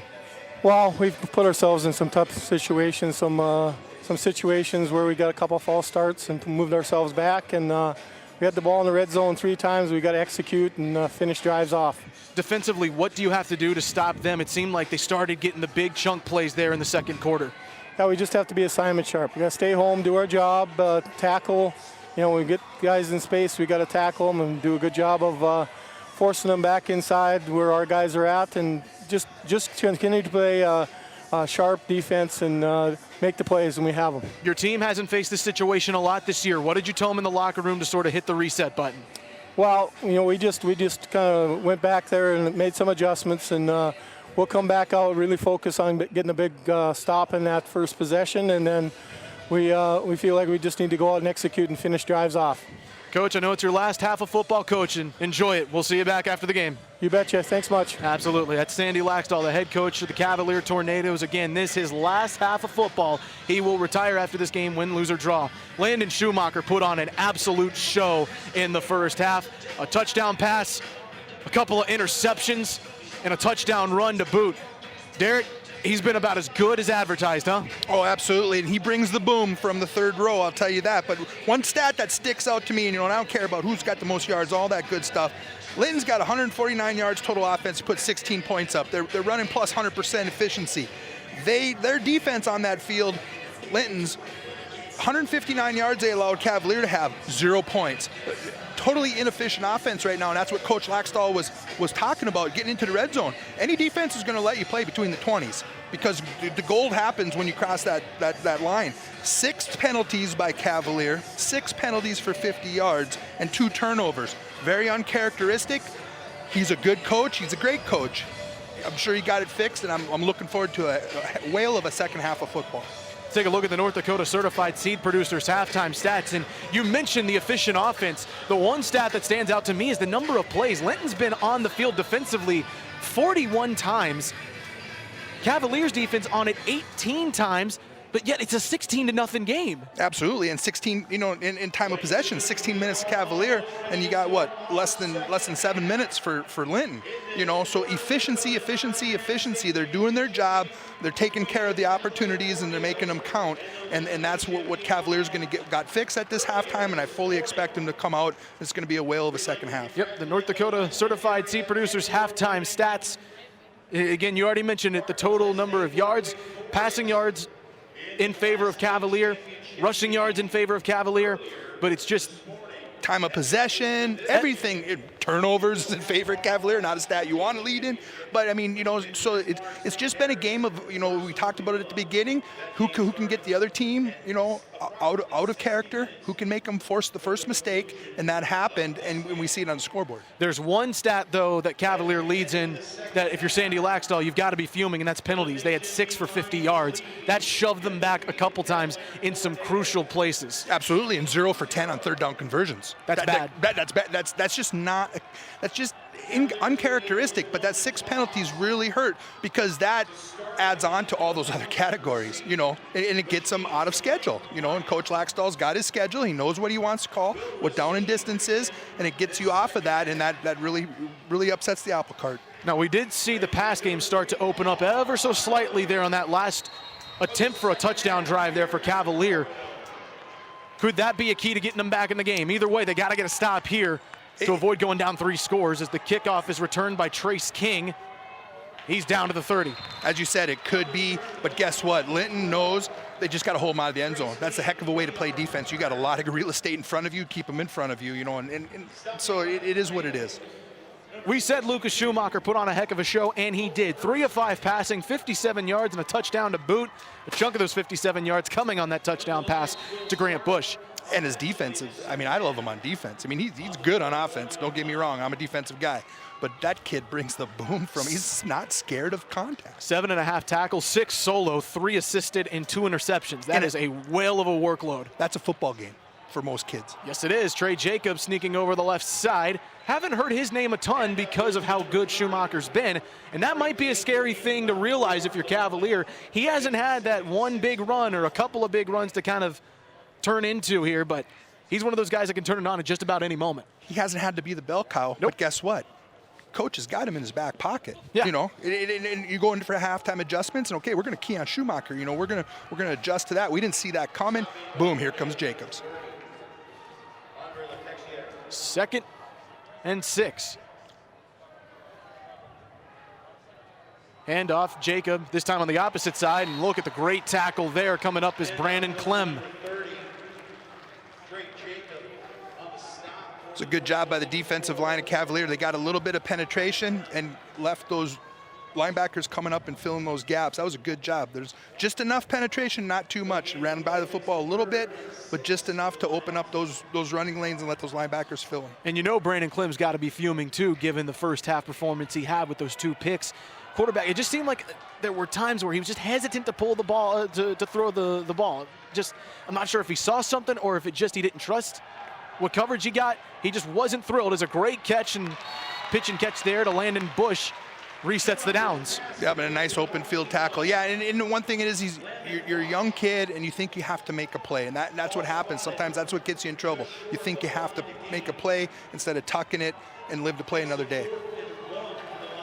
We haven't heard Landon Bush's name a ton on the offensive side, but believe me, he can make just about any play he wants to, either out in space. We saw last week he made 3 catches in the end zone. Big stop here, 4th down conversion. It needed to be seen. They did not give him the first down, so here comes a chance to stop it, and Schumacher sneaks his way past the first down marker and a little bit more. For the Lions, number 10, Lucas Schumacher, pushes his way for at least 4 yards and a first down for the Lions. Stop made by the Tornado. Number 24, Bryson Clem. For Linton HMB, this is where they talk about the battles that they've been in. They know the Cavaliers going to punch back. But when you've been in battles against teams that have been really good, and you've lost a couple of one-score games, you know what it takes to have to escape that spot, to have to win. Jacob spins around a would-be tackler. Oh my goodness, blew off Landon Carter and got a gain of about 5, and that should have been maybe a gain of 1. That's the ultimate BYOB. Everybody knows what the definition of BYOB is? I don't think so. Bring your own blocker. Boom. Blocks that guy out of the way. Boom. Blocks that guy out of the way. Positive yardage. He keeps moving forward. He's not moving east and west. He's moving north and south. A heck of a player. And what balance he had too there. He stays up. He's probably going down because the hit was so low from Landon Carter. But instead he lowers the shoulder and keeps his balance. A great play there for Jacob. Something else that Tanner Purrington said, he doesn't look like the kind of guy that would rush for 2,000 yards because he doesn't look like a super athletic guy, but he just keeps persistent. He gets 5 to 6 yards like we see on this play that extends the drive, and takes it to a new set of downs. No wasted movement on that kid. Look at him, he's moving forward. Even when he's going sideways, he's getting positive yardage. Gritty, just gritty. Heavy dosage of Trey Jacob to start this drive off. And he's used to it. He carries the ball, 29, 30 times a game? 301 carries total coming into this game. In 10 games, 31 times a game. If my envelope Drake, North Dakota math is right. Oh, that time they hand it off to him and Clem swarms him. Got back to the line of scrimmage and nothing more. Just about ran out of that just because he was positive, that force, that moving force going forward and a little bit of a high tackle. That was a good job. And that puts him now 2nd and 10. Look at that. Clem, good job on him to keep that other arm wrapped around him, never quit on it. And then there's big Andre Latexier coming in to make the stop. 2nd and 10. Clock is starting to become a little bit of the friend of Linton H&B, already down under 8 minutes, and it just continues to roll. And that's going to be their game plan. That's their best defense is their Just offense on the field. Milk it. Schumacher, oh my goodness gracious. Demetrius Avila nearly had a pick, and instead, Dean Vetter gets inside the 30. That was about as dangerous of a throw as you could have, and it turned into a great carry. That's a highlight reel. That's a thread the needle if you've ever seen one. I mean, look at this. That should be a pick. It just drops it in the bucket, just high enough out of the reach of the defender and drops it right into the bucket. That threaded the needle, boy. Cavaliers defense has got to find a way to get off the field. It is got to be tired. 9-man football, they're going to go off the field and be on offense. Yep. It's Iron Man. These are some gritty kids. There's no rest for the weary, but at least if you can get off the field defensively, it gives you a chance. Well, and it makes you, because there's nothing more demoralizing than a team just grinding it down the field. Which is what Linton H&B is doing at this exact moment. Exactly. It's not chunk plays, it's 5, 6 yards, but it just can get under your skin because you feel like you can stop them. And Sandy Laxdal is going to call a timeout. I can guarantee you he's probably not thrilled. Cavalier. He said he made some defensive adjustments at halftime. It hasn't played out so far here yet, Derek. And Coach Purrington's got his hand on the juggler. He's doing exactly what he wants. He's dictating, his team is dictating what the defense can give him right now, and he's in the driver's seat. You know the players want to send Sandy Laxdal out on a winning note, but right now Linton H&B's game plan has just been terrific. Well, there's no lack of heart on that Cavaliers side. No. That's been like that for 40, 50 years when I was a kid in high school. That's for sure. But I tell you what, the way the Linton team has responded to this coaching staff, the way it has put themselves back in the spotlight is great for an old guy like me, because this is old school football. This is the way it was. The Cavaliers, the Lintons, the Zeelands, teams like that, the Velvas, everything Dom talked about at the beginning of the game. Take a look at the fan cam presented by Farmers Union Insurance. There are all the Linton students. Good to see them all wearing masks as well as they come into this game. Remember, all teams could sell 500 tickets, but it's a limited attendance, and Cavalier fans want something to cheer about. Again, our fan cam presented by Farmers Union Insurance. 2nd and short. 2nd and 2.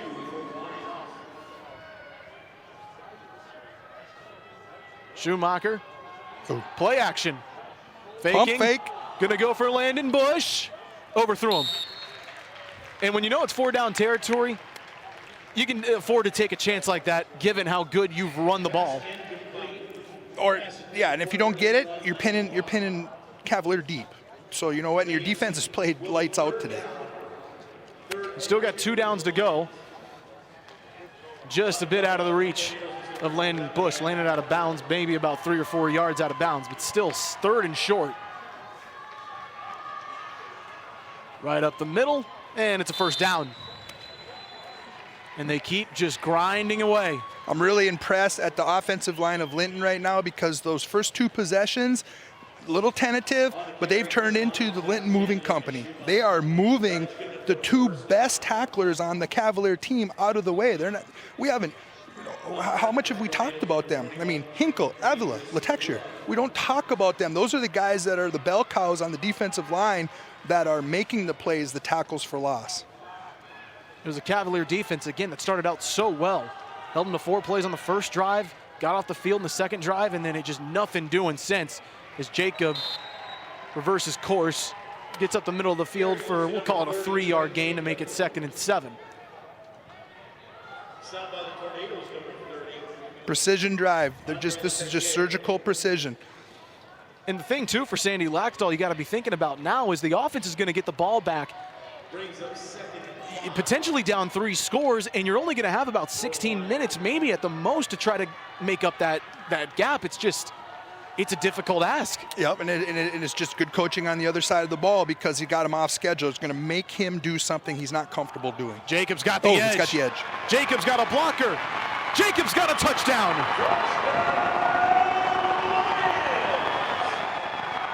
2 times we've seen Dean Vetter. 2 times we've seen him spring his guy running the ball behind him with a heck of a block.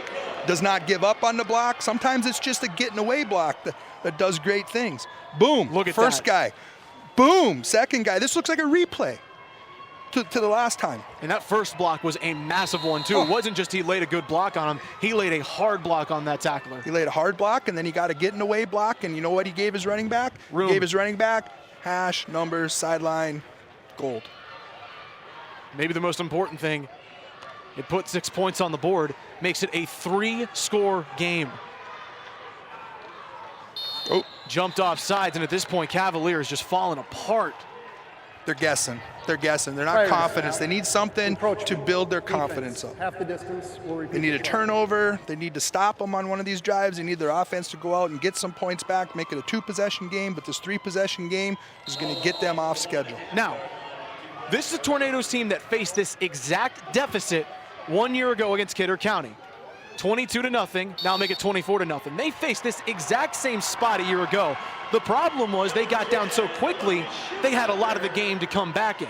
They've got, give or take, maybe about 17 minutes to try to make something up. It's going to be a tough ask here for Sandy Laxdal. When we come back, the Cavalier offense takes the field down 24-0, and time running out as Linton HMB has swung momentum entirely in its favor.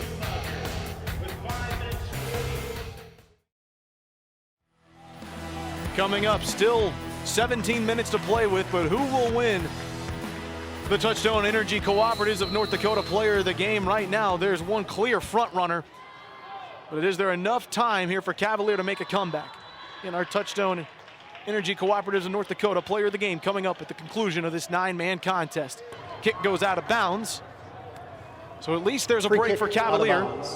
Ball will be placed at the 35-yard line. First down. So the Tornadoes start at the 35-yard line. Now it's going to be interesting to see what adjustments the offense has made here. Zach Staten, Derek Bakken here on the call. Derek, I'm not sure exactly what they can do to try to speed this game up, or other than just they've got to get some chunk plays, or they've got to get enough 5- and 6-yard gains to keep going. Well, this is a huge possession, and right now, let's look at the clock. How many more possessions are they going to get in this game? You know, we know they're going to get 2. Are they going to get 3? Especially when you just had 6 minutes taken off the clock by a Linton offense that you just could not stop on the run. That's why I say, you know, you're going to get the ball now. Are you going to get one more in the fourth quarter? You know, what are you going to get? So this is a huge possession right now. The players down on the field. Looks like it's Jacob Steele. As they check on the injured Tornado, let's head to break. 24-0, Cavalier facing 2nd and 4 when we come back. The Dakota Bowl is brought to you by Farmers Union Insurance. Jacob Steele able to walk off under his own power. He is holding his right shoulder. Looks a little ginger.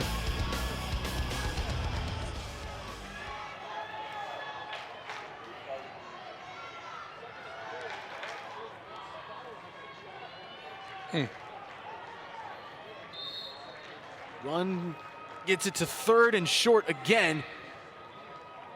And now as Cavaliers facing a deep hole, they've got to be able to convert these 3rd downs. And Derek, we said it at half, 0-10 on 3rd down conversions is not going to cut it. No, and a defense that's held your offense scoreless. I mean, they got to get this. They need little wins to get the confidence back.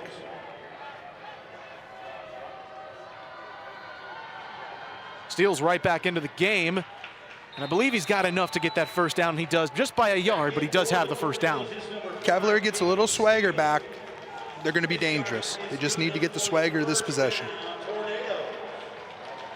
Steele, who came off, looked like he was holding his shoulder, maybe just a stinger. Plays big for a sophomore. Boy, he plays big. Remember, 900-yard rusher coming into this game. He's been gobbled up pretty much the entire day. Brandon Clem gets a snap off the ground. He is swarmed down by the Vetter brothers, Dean and Derek. Broken play, don't get nervous about it. Positive yardage, 4 yards, put yourself in a 2nd and 6. That's at least, that'll do. Rather than taking the 3-yard loss. Absolutely. Just get yourself something. Clem back to pass. All day to throw.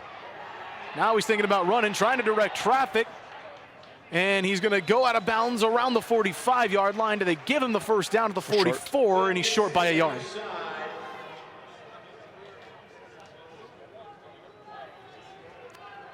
He had all day to throw, though. That's good protection here on the offensive line.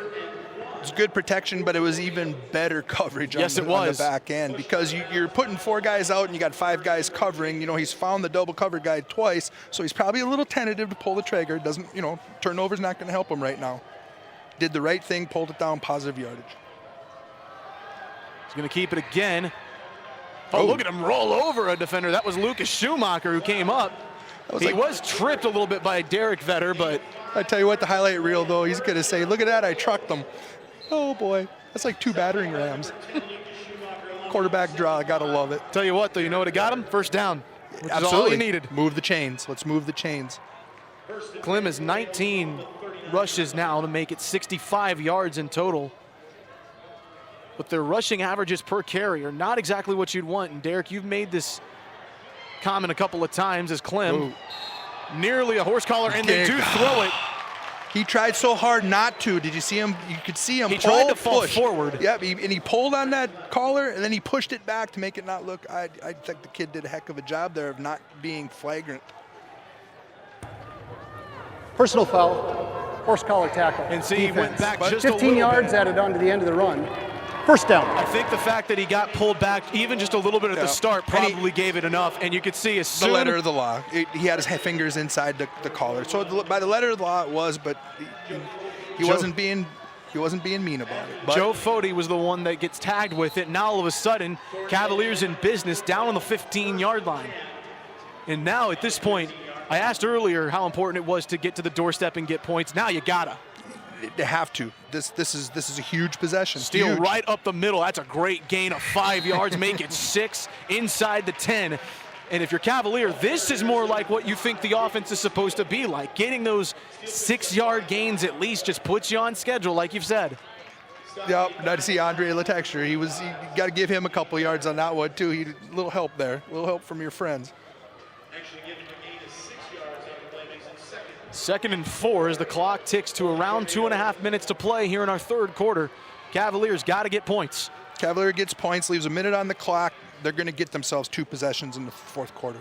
Clem got a hole, touchdown. Misses a tackle, and what a great tackle right at the end. Coming in to make the play was Grant Bush. I tell you what, I thought he was going to break right through there. I was going to say, you predicted it on the run, and it looked like you were going to be right. It was what wide a great open, play by the defensive back. Boom, right there, 37, closed the door. Good change of direction, because otherwise there was nobody between Clem and the end zone. That was a nice leverage tackle. It was a good job by him. Love that angle on that shot, too, to see exactly where what he was seeing and where he had to go. Clem holds it, and Cavaliers on the board. Touchdown, Tornadoes. And now here comes the crucial part. You got to get these 2-point conversions. Yeah, otherwise it still keeps it a 2-possession game. These are now ultimate. You've got to have them. That's the one weapon in 9-man, especially when you saw Linton HMB. 3 2-point conversions, all good. You stretch it out to the ultimate 3-possession game, and potentially at times a 4-possession game. What does Cavalier do? Screen play. Steal. Got it. 24-8. And at least now Cavaliers got the confidence, Derek, that you were talking about. And with 2:10 on the board, if you can get a stop defensively, now you've given yourself some momentum. Yeah, in my mind, if I'm on the sideline, I'm saying, hey, if we can score and have a minute on the clock, kick off, and have the chance to get them to run 2 or 3 plays, I'm going to get myself 2 possessions in the fourth quarter. Coach Laxdal's got an extra minute. But now it puts onus on the defense. You have to get a stop. Yep. They've scored on 3 straight drives, Linton H&B has. You cannot let a 4th one go. And they got to do what they haven't been able to do all game, and that's execute. Execute the game plan coach wants. There's no lack of heart. There's no question about that. We see that. These kids are playing their butts off, but we got to execute it and minimize the mistakes. Basically, we got to play mistake-free football in the fourth quarter. Coming up, the Cass Clay play of the game. We've got a couple of them already, especially from Landon Schumacher. Does Cavalier have a couple of plays in the game left in him? We'll find out. Again, Cass Clay play of the game coming up after the finish of our 9-man state championship game. So now if you're Linton H&B, does anything change offensively now that Cavaliers on the board? You just keep draining that clock? They can come out and sustain that same drive they just did last time that put points on the board. That's what they're going to want to do. Their best defense is going to be their offense on the field. Muff kick! Ball still on the ground. Oh, it's loose. Still loose, but I believe Cavaliers got it. Oh, you get called white ball. None of them are coming away with it, and just at the last moment, I mean just at the last moment, Linton H&B fell on it. There's a black jersey there, and I thought he had it number 5. It looked like he did because it bounced out again. I'll tell you what, Justin Chosick came up to get that, and if he's not there, Cavalier all of a sudden has given itself new life. And that's the mistake that Tanner Purrington is saying we cannot have in the second half. We can't be happy just being up. We've got to play the full 4 quarters. Now they got to flush that kickoff and go back to work, go back to business, do their job. Jacob, stuffed immediately. And I believe that's Latexier. That's 52. That's Hinkle, isn't it? That is Daniel Hinkle. Never mind. Look at that. Look at them shed their blocks. I want to go to Linton. I want to watch the drills they do to get these linemen to shed blocks like that. They're doing it as good or better than small college guys. Both on both sides of the ball. A little fatigue hitting Cavalier, but boy, that was a nice job. But the problem has been they haven't been able to sustain those. They've had a couple of really good defensive plays, but they haven't been sustained yet. They've got to find a way to do that. Put him in 2nd and 8. And look at Trey Jacob. Shoves his way up to make it about 3rd and manageable. 3rd and 5, we'll call it. But it looked like they had him stuffed about 3rd and 8, and he just kept churning the legs. 3rd and 8 would have put him in a good spot. But they could still do it. And now at this point, too, if you're Tanner Purrington, now it really becomes a question of do you punt or do you go for it if you get it, because you've got a 2-score lead. You've got a ton of pad to protect yourself. But I think he's got to punt it here. He's going to pin him back. His defense is playing too good. They've liked the play action in this situation a couple times. Broken play, Schumacher down, barely got back to the line of scrimmage. The snap wasn't great, and Schumacher just got what he could. Well, that Demetrius Avila, he wears a number 21. He's playing on the defensive line. He's not a big kid. He's 155 pounds, for gosh sakes. He's half the size of the other 2 guys. But that's a great job there, too, from Brandon Clem coming up on the backside to give some help. But he didn't get moved out of the way. He didn't let that moving company move him out of the way, and he let his linebacker come up and fill that hole. Sandy Laxdal's got to use a timeout. I don't know if his punt team was ready to roll. And that's not something you want to do. You want those 3 timeouts in the fourth quarter, and now they're down to 1. Once again, ladies and gentlemen, 60 minutes after the conclusion of this 9. So a 24-8 game. And it's funny how the trajectory of a game can change with 1 touchdown and 1 stop here, Derek. Yeah, and we're going to see how confident Linton is in their punter. I mean, their quarterback, essentially. But you know what? They can put him in the gun, they can quick kick it. You know, and that's a heck of a way to pin Cavalier back. That's probably what they're talking about. It's what I would want to do.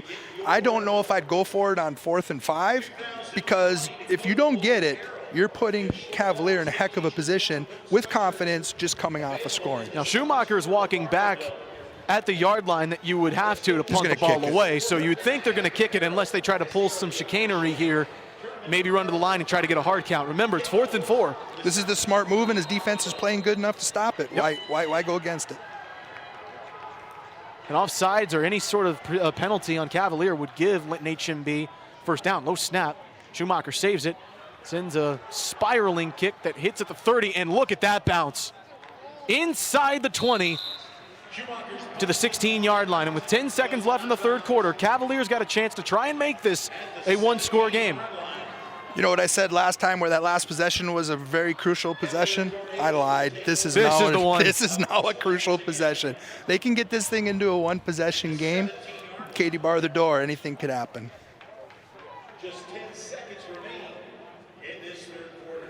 And we've said it each time.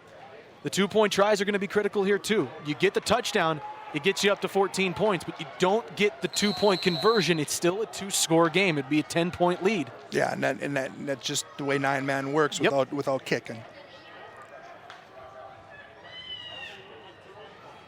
Clem, some space, breaks a tackle, spinning across the 20. He's going to have about a 7-yard gain, and that's a good way to go into the fourth quarter with some momentum here for Cavalier. Linton HMB puts a touchdown on the board. Cavalier puts a touchdown on the board. It's 24-8 in our 9-man championship game. Linton HMB is 12 minutes away from ending a state title drought that spans 17 years. Does Cavalier have an answer for him? We'll find out when we come back. Coming up, we award our Touchstone Energy Cooperatives of North Dakota Player of the Game and our Cass Clay Play of the Game at the conclusion of this contest. Do we have our winners yet? Or do we have a couple more minutes to solve this? We've got 12 minutes to see if Cavalier can put themselves back into this game or potentially tie it. Zach Staten, Derek Bakken here on the call. Cavalier gets a first down after Clem gets across and enough for the first down. 11:52 as the clock is stopped at the 28-yard line. Now again, is this, Derek, at this point, is it hurry up offense time yet, or is it just kind of keep doing what you're doing? It's still a 2-score game. Don't get off schedule, just keep doing what you're doing. And Coach Laxdal in his mind's thinking, hey, if we can get this thing into the end zone by 8 minutes, we can sustain a 3-4 minute drive. If we keep them out of the end zone, that's still going to give us enough time to get down the field. So right now, we're not inside that. Once we get inside that 8 minutes, and if we're sitting in the same situation, I would, I'm part of the FFCA, Fired Football Coaches of America, but so, and he's a legend. Inside pitch to Jacob Steele, and look at the hole he had, and a great tackle from Landon Bush. Otherwise, that might have been going for a lot more. Well, and he's still sticking with the same thing, just the running lanes are opening up. He's attacking the edges a little bit more. He's not running it between the quote-unquote tackles. And I beg your pardon, that wasn't Landon Bush. That was Lucas Schumacher coming in to make the play. And they needed it. Clem, again, kind of runs into his blocker, stays on his feet, and he actually got slung forward. And sometimes a defender will do that. They'll throw the guy to the ground. The problem is he threw him forward and puts him in to Lion territory. That was Derek Vetter. That was big old 75. Tell you what, that was a vicious hit, too. He sees that on WWE every now and then. It looked good. Steele, and nice around. Hole. Look at the hole. Look at the block. Grant Bush coming up with a tackle at the 35-yard line. But you can start to feel Cavaliers got something brewing here. They got a little momentum, and let's get that thing in the end zone, and let's look at the clock. And if we can get that thing in there by 8 minutes, hey, Katie, bar the door. Let's hold on. This is going to be a wild ride to the finish. To your point earlier, where it said he was running into his blocker, their timing's been off a little bit all day today. It really has. Downfield stuff, that happens. But that when you got guys coming in to block, or you're bringing in a wham block, or you're bringing a down block in, Cavaliers' timing's been off just a hitch today. 10.5 to play. Clem rushed. Got to do something with it. He dives forward, slow to get up. That was a big hit from Dean Vetter. Clem does get up, a little slow. I think they're only going to give him back to the line of scrimmage. Which he did the right thing, though. He didn't throw the ball into a situation that he couldn't get it back. Live to play another day. Still second down. And like you said, we know that Sandy Laxdal is not going to leave this one to a punting unit. He's going to go for it on 4th down now especially, but his normal protocol is 4-down territory pretty much at all times except for the obvious. A 9-man Clem football. loading up, and that died, and I'm not sure exactly what happened there. Colucci got twisted around. Boston Geffro was on the coverage. Now they're off schedule a little bit, 3rd and 10. A little bit of a duck coming out. Didn't look like anybody got a hand on it coming out. It just came out of his hand awkwardly. It was still kind of on that replay. It looked like it was in the vicinity of his receiver, enough to maybe make the catch, but I believe Colucci just got turned around both ways, couldn't locate the ball. Now it's 3rd and 10. Getting back to your punting, in North Dakota 9-man, he hit the midfield. That's a go for it. Coach Laxdal, he gets to his 40, he's going to go for it. Yep. That's just his mindset. Screen pass. Oh, Trevor nice, Hinkle nice. Got a block to the sideline, out of bounds. And that's textbook blocking there. You can tell the coach here loves it. That was textbook blocking, but then you see number 10 come flying in like a missile shot out of a cannon. Kaboom! Coach, is this a good 9-man football game or what? This is a great 9-man football game. This is just a great football game. It doesn't matter how many guys. If there were 6, 9, 12, if it was Canada, who the heck cares? It's a good football game because it's a slobber Arena knocker. Football League, it don't matter. Yeah, it's slobber knocker. It's physical. It's not a bunch of ticky-tack stuff. Vetter nearly jumped off sides. Oh. Clem gets the block, gets a hole. Clem near the 1st down marker at the 19. He's down at the 20, and they will give him the 19. If that's a 1st down, it'll stop the clock. And look at this. You'd said the 8-minute mark. Look at the clock, 9:54. Does he give himself again the extra minute on that threshold created by Derek Bakken? Well, 8 minutes is what would be in my mind. You know, like I said, I'm up here with you, so I'm no expert, but that's where I'd want to be. 1st and 10, Steele. A great tackle. That's Schumacher. And up goes to number 5, Jacob Steele. Stop made by the lines, number 10, Lucas Schumacher. No gain on the play. That to me feels like a painful hit. That was a painful hit. Right around the shins, that just doesn't seem like it would feel too good. He was going to wrap up the arms, and you know, if you're going to sit there and critique it, his head was a little bit low, but I tell you what, there was no lack of effort there. Good blocking here for Clem. He's got a hole, and he's in! Touchdown, Brandon Clem, for the 2nd time today, and Cavaliers closed it to 10. Okay, like you said, now the all-important 2-point conversion. Gotta have it. Yeah, you have to, because then that's going to change the whole matrix of the game if they don't get it, because now that makes it now the insurance is, at least now with it being a 10-point game, if you're Cavalier, the insurance is closed up. If you're Linton HMB, if you get the 2-point try, now the insurance is almost gone. You've got to try to find something. So what does Sandy Laxdal pull out of the hat? Is there some trickeration to be had? This is just the longest 3 yards in football. Oh my gosh. Clem. No. Steele. He stretches out. He got it. Broke the plane. And listen to the Cavalier crowd. You knew how big that was. All of a sudden, this game has flipped a little bit, and Cavaliers got a chance. And Trey Jacob came so close. I mean, just he does. Oh, he just a little too low, a little bit too much of a like. I mean, if he could have just met him and stood him up, 50 was coming. Game of inches, they say, but Cavalier is back in this thing. 24-16, Linton. How does it respond? We'll find out after this.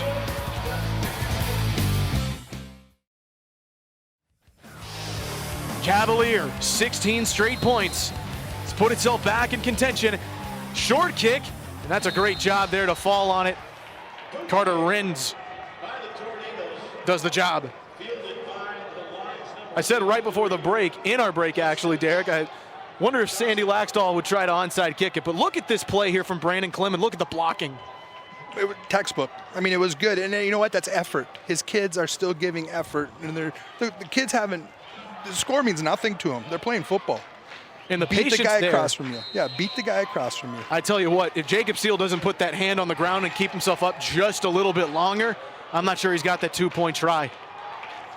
Somebody said just before the break, game of inches. He just did his job. Yep. And now this has got to be a stop here for Cavalier, and if you're Linton HMB, you've got to find something, and look at Trey Jacob.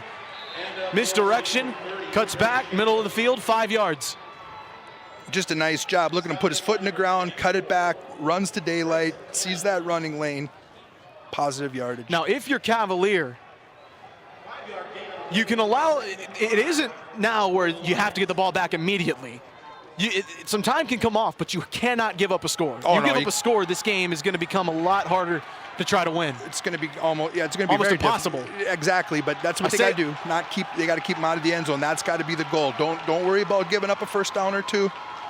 Oh, like that. Look at that great play coming in to make the tackle is Brandon Clem.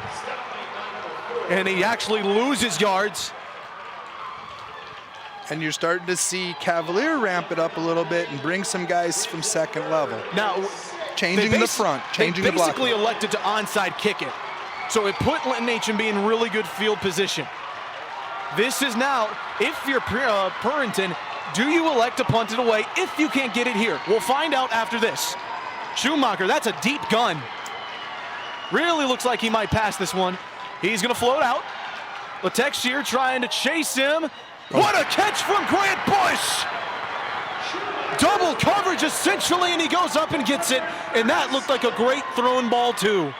Two receivers occupying the same space with two defenders, put himself, like you said, that was almost an 11-step drop. So he knew he was going to have protection, and he just lengthened the amount of time the ball was going to be in the air. That was a heck of a job. That was a big play right there for Linton, extending that drive. And he also allows the clock to continue to run. Remember, Cavalier is down to one timeout. That's where it becomes crucial here. Some of those clock mismanagement mistakes. 1 second. Now Tanner Purrington's got to call the timeout because the play clock was at 1. Timeout, Linton. Their first charge timeout of the half. Let's take a break here. 7.5 minutes to play. 1st and 10 for Linton H&B, trying to ice a 9-man championship. Leading by 8.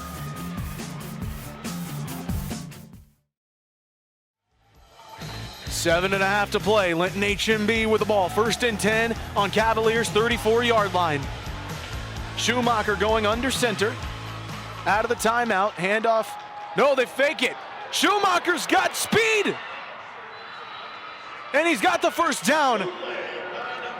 And he sold that beautifully. That was great. It's a great play call. Come out in the power I formation, fake the handoff, naked boot around the edge. And nobody in a black jersey to stop him. No. And it's 9-man football. So we don't have that alley player. We got the same width of the field, so he's just got to hit that edge, hash number sideline. He goes out of bounds, so the clock does stop. But at this point, if you're moving the ball like this, it really kind of becomes a moot point. Cavalier needing a stop. Linton H&B trying to ice this thing. They're bringing it. Here comes Trey Jacob. That's a good play there. Demetrius Avila comes up. First one to stop him. Maybe a gain of 2. Brought a 3-man pressure there, so you're seeing Cavalier, they're trying to manufacture something here. To guard against that, if they make it second level, the kid's going to be out the gate. So, but you have to do something. You have to put your kids in a position to be successful, and that's what Coach Laxdal's doing right now. Back in the power eye. Schumacher under center. Handoff. Jacob gets a block. Stays on his feet. Rolls over the 20. And gets to the 18. Tell you what, it looked like he was not going to get more than maybe a yard. Yeah, that balance was terrific. He got 3 yards on his BYOB. He took some hits, took a hit from his own guy. And we're in 4-down territory here. Yep. So. And that's a key tackle, too, there from Letexier. If he doesn't come from the opposite side, Jacob's still going. And now Jacob's off the field. Now remember, Dean Vetter has been a block-setting machine. And Lucas Schumacher has been absolutely phenomenal running the ball. 3rd and 5. 4 receivers out on the field. They do run it. Avila comes up and they put him down. Okay, this is the play right here. Now, if you had a field goal kicker, this would be a great time to bring him out, because a field goal would make it an 11-point game. The problem is, it's 9-man football. We're going to go for it. Hey, and if that's not a problem, it's just necessary. It's just the way it is. It's fun. Here's how it works, you guys from the East Coast. You don't have a Casey's General Store in your town. You don't have a field goal kicker. That's how we roll here in North Dakota. No, I'm just teasing. 4th and 4. Big play. Listen to Cavaliers fans. Both teams got to avoid a pre-snap penalty here as well. We've seen it affect one team. Schumacher rolling. Bring late pressure. He dropped and it. It's caught. Oh, they cut. They gave him the catch. Carter Rins slides in to make it. It's enough for the first down. It's going to be a great replay. Let's see it here.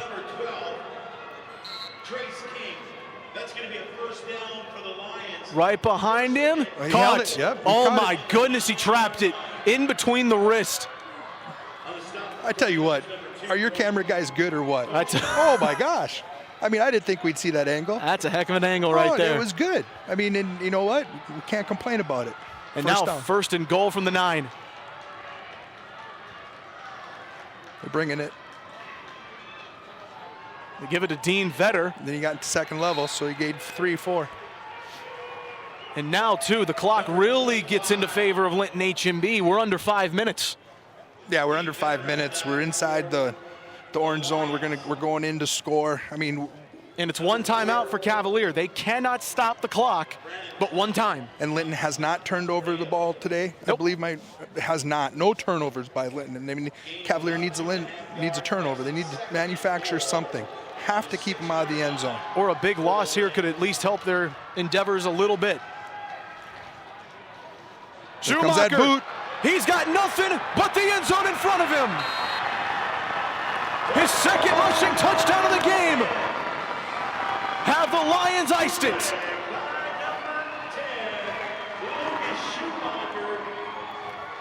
What a play design. The second time they did it. Just to the opposite side this time. Everybody bit. And Derek, look at the joy. Somebody's got to be accountable for that quarterback, and like you said, I mean, it happens. You know, get excited, you get quarterback fever, you're going after them, you're chasing ghosts, and that's exactly what that play call forced Cavalier to do, is chase some ghosts with that naked boot.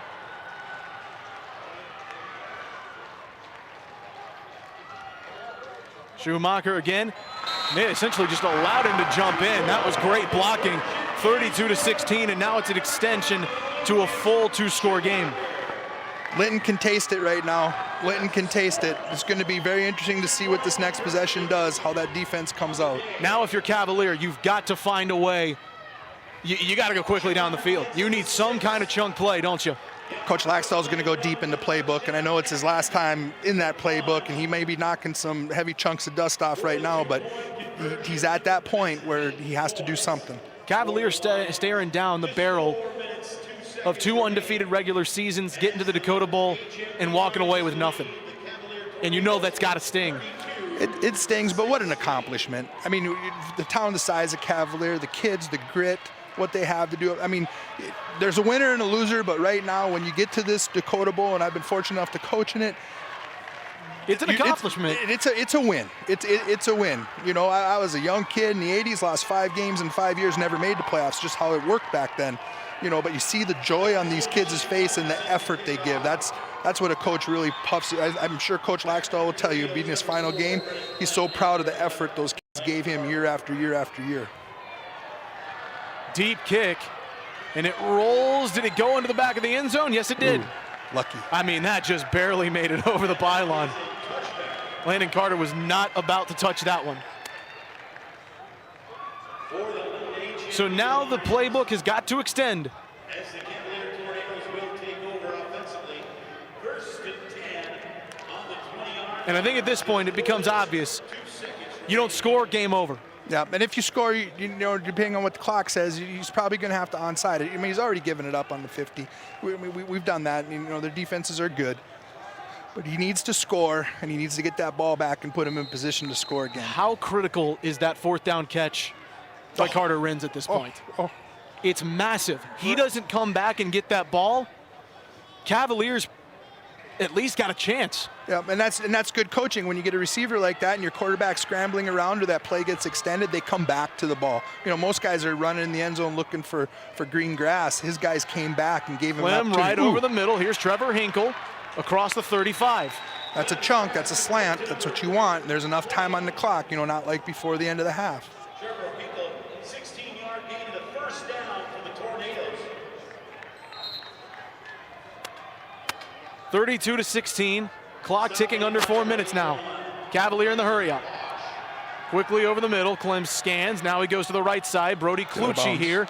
Can't get out of bounds, and he doesn't have enough for the first down, so they got to go. Gimping a little. Clucci limping ever so slightly here. They leave themselves about 2 minutes, minute and a half. If you score. If they score with an onside kick, you know, that, I mean, there's still hope. And remember, 2 points, you got to get them every time. You have to match Linton H&B score for score. Oh, Clem, he's looking. He had a man wide open down the middle of the field. Now he goes to him. It's Bryson Clem into Linton territory on the 35-yard line exactly. The former starting quarterback comes up big. Yeah, and he manufactured that. I mean, he came back to the ball. I mean, we're sitting here watching this thing unfold. The coverage for a team that doesn't throw the ball a lot, what do they do in practice? I mean, Linton's coverage is good. But it's great blocking, too, to give Clem an opportunity. Clucci, quick slant, caught, 9-yard gain. They got to hurry up. Under 3 minutes to play. Under 3 minutes, 25 yards from putting some points on the board, and we need an onside kick. So there's still hope. We got a chip, chance, and a prayer. Oh, batted down. Rafe Kalama with a great play. They were looking for the screen, and that has worked very well in the second half for Cavalier. We get this replay. Watch this kid match hands. He didn't put up both hands. He's got one hand extending down. He matched the right hand to the right-handed quarterback, put it right in the middle. You can't throw around that hand. Nope. You got to throw through it. That was boom. Loved it. Or as we saw Lucas Schumacher do earlier, you throw it right over the top of it. Oh, yeah, drop it in the bucket. Clem over the middle. It's Clucci. First down. Get out of bounds. Run, buddy. He's trying. Wheels churning. But that's a great play defensively by Grant Bush. Shoves him back to the 20. Those 3 guys swarmed him. Cavaliers got to get on the ball now. The patience here from Brandon Clem, at least, is impressive. He's not throwing it immediately. Absolutely. There's 1. Boom, boom. 2. Third guy coming in the picture. Now they're in range to at least try and find something in the end zone. He's going to go for the end zone. Landon Carter hauls it in. Touchdown, Cavalier. Okay, we're at 2 minutes. We're at 2 minutes. We need this 2-point conversion. Then we're going to big decision by Coach Laxdal. He's going to onside kick this thing. It all becomes moot if you do not get this 2-point try. Yeah, and what happened last time? It was nip and tuck. It was inches. And that's a tough window to fit that ball in. That was a nice throw. That was a nice catch, too. Great catch. And that's one of those sometimes, too, a receiver can just let that go through his hands, especially if it's placed right on the lower gut. Sometimes that can slip through the arms. Great job by Landon Carter. Now here comes the all-important 2-point try. You have to match them score for score. That means touchdowns and 2-pointers. Looking. Clem had a wide-open hole to run through. Still looking. Nothing there. Directing traffic. He's going for the corner. He's got it. And now we wait for the onside kick. Cavalier has 1 timeout to play with. Linton still has 2 for whatever reason if they've got to use it. Which if you're Tanner Purrington, you cannot have that happen. I mean, inches again. Absolutely. I thought he missed out right away, the swing pass, when his back was going out to his left. I thought he had it. The defender didn't go with him, and I thought, boy, there's a missed opportunity there. It's the same play that they did on the other 2-point tries. Yep, and then the play got extended. You know what happens there. Things start getting extended. Things starts getting, the water gets muddied. Heck of a job. We've seen 1 onside kick, and Linton just fell on it immediately. And you have to wonder at points, too. And I know coaches are going to do this, and if you get it, it's great. If you don't, you'll be second-guessed. If you're Sandy Laxdal on that last kickoff where you onside kicked it, essentially, do you wonder if you could go back in time, do you just kick it deep and force Linton to drive the length of the field and give your defense at least a little more pad? You know, the pooch kick isn't the worst thing in the world, and if you're sitting there and you're kind of going by the law of averages, and if you went through every 9-man school, heck, every 1A school in North Dakota, the average starting field position for a team on a full-blown kickoff trying to kick it out of the end zone is the 40. No. So you're not really doing yourself a disservice, and Coach Laxdal also trusted his defense. You know, that's a big confidence boost to your defense. He's going to tell those kids, he probably told them that coming out. Here it goes. What we're going to do. Kicked it right to him. Oh. It goes out of bounds. Still on the ground. And just barely. Jacob Steele couldn't catch up to it in time. It went through the arms of Carter Renz. And I promise you, every Cavalier fan thought they had it. Tell you what, he just had too much heat on that. Just a little too much heat. Carter Renz, I tell you what, he doesn't hit game of inches again. He hits that ball, it slows down. Cavaliers got it. Okay, now we got to. They're gonna keep the ball on the ground, and we have to swarm to the ball. First guy stands him up, second guy's ripping that ball. Now we need a turnover. Yep. And the play clock is 25 seconds, so if you can get 3 plays in 3 stops, especially with 1 timeout, there's at least something, but they have to account for Lucas Schumacher as well. He did it again! Schumacher did it again! A huge gain! The 3rd time we've seen that fake handoff, and again it goes for huge yardage. The exact same play. Look at him oversell this handoff, and nobody's there. And we got a defensive end crashing inside. We're making the block for the tackle / offensive end easy, you know. So he said the edge was set. Sandy Laxdal is not going to use that timeout yet. No, he's still got time. You know, if you're going to gash him, gash you right away when there's 2 minutes on And by the way, that's a great play there by Schumacher, not to go out of bounds, not to even get near the boundary. Just come back into the middle of the field. Jacob gobbled up. Clock ticks away. Tick, tick, tick. With the 40-second play clock now in effect. See, they found that wrinkle up here in the booth. You know, the Texture's been taking that inside move, giving up that outside edge. And you either have to have a linebacker, or you have to have a defensive back come down and fill that alley. Now, if you're Tanner Purinton, why would you not just call that quarterback run again, given the fact that it's worked 3 times? Well, he kind of did that last play, but he handed it off. You know, so it gave him the same action. So here you got your base. There it is again. Yep, your complement and your counter. This time Bryson Klim is there, tackles him at the 40, and there's the timeout. 1:06 to play. 56 seconds, 66 seconds. And he waited for it right on 3rd down. But now this 3rd down is critical. And then if you get the 3rd down stop, does Linton even decide to go for it? Final timeout of the half. There's a lot of drama still to be built up here. But the critical part for Cavalier, and that's a great tackle there too from Demetrius Avila, because look at Bryson Klim, almost got it broken away. If you're Cavalier, you don't get the stop, game's over. You have to get this 3rd down stop before you can even think about what's going to happen on 4th down. And it's going to be interesting, Coach Purinton. That was a great set of play calls the last 3-4 plays. Showed the same formation, so it showed the same action. So you had your base, your complement to that base, and your counter to it, you know. So your counter to it was keeping the ball, doing the naked boot around the edge. Your base play was handing it off. And your complement to it was not handing it off and following the lead blocker, following that running back up the hole. So same action, 3 different plays, puts the defense in conflict. It was a heck of a play call, put his kids in a position to be successful. Here we go. You've said it before, most important drive of the game a couple times. Here becomes the most important down of the game for Cavalier. Absolutely, they got to force 4th down. 3rd and 6. Bring in. Here comes Schumacher around the edge. Oh, what a hurdle! Oh, he's down just a yard shy. That was a heck of an effort. It's 4th down. Now, it's what you wanted if you were Cavalier to get it to 4th down. But now, oh my goodness. And there's no reason for Linton to do anything other than go for it here. They have to go for it. But all I got is Sam Bratigliano flashing in my head. 1 time, baby, 1 time. That's all I can see is Coach Laxdal. They're going to take this play clock all the way down to absolutely nothing, call the timeout, and then figure out what to do. And why not just run it with Schumacher again? I mean, he's been incredible today.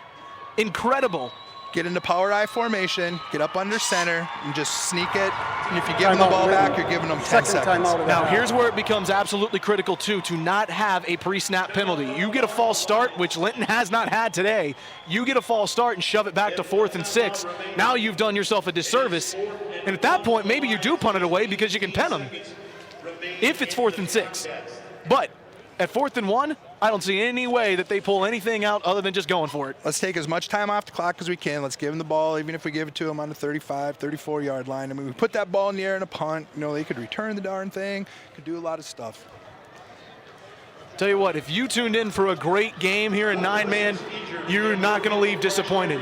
Lucas Schumacher, 100 yards through the air, 123 on the ground. He's carried it 16 times. That's a 7.7 average each run. Touchdown on the ground. I tell you Two what. touchdowns on the ground. Two great coach teams. Great discipline on both sides of both teams. Great discipline on Linton's side. No turnovers. Limited their penalties. And I tell you what, if you're listening across the state of North Dakota and you're an old guy like me, Linton's back. Here we go. 4th down and 1 to go. Now they're in shotgun formation. Deep drop. Watch for the snap here. Yep. Schumacher. Right there. Second effort. He lost the ball. He lost the ball, and I believe it's going to be Cavalier ball. I don't think he got enough for the gain. No. Now a flag came in at the end.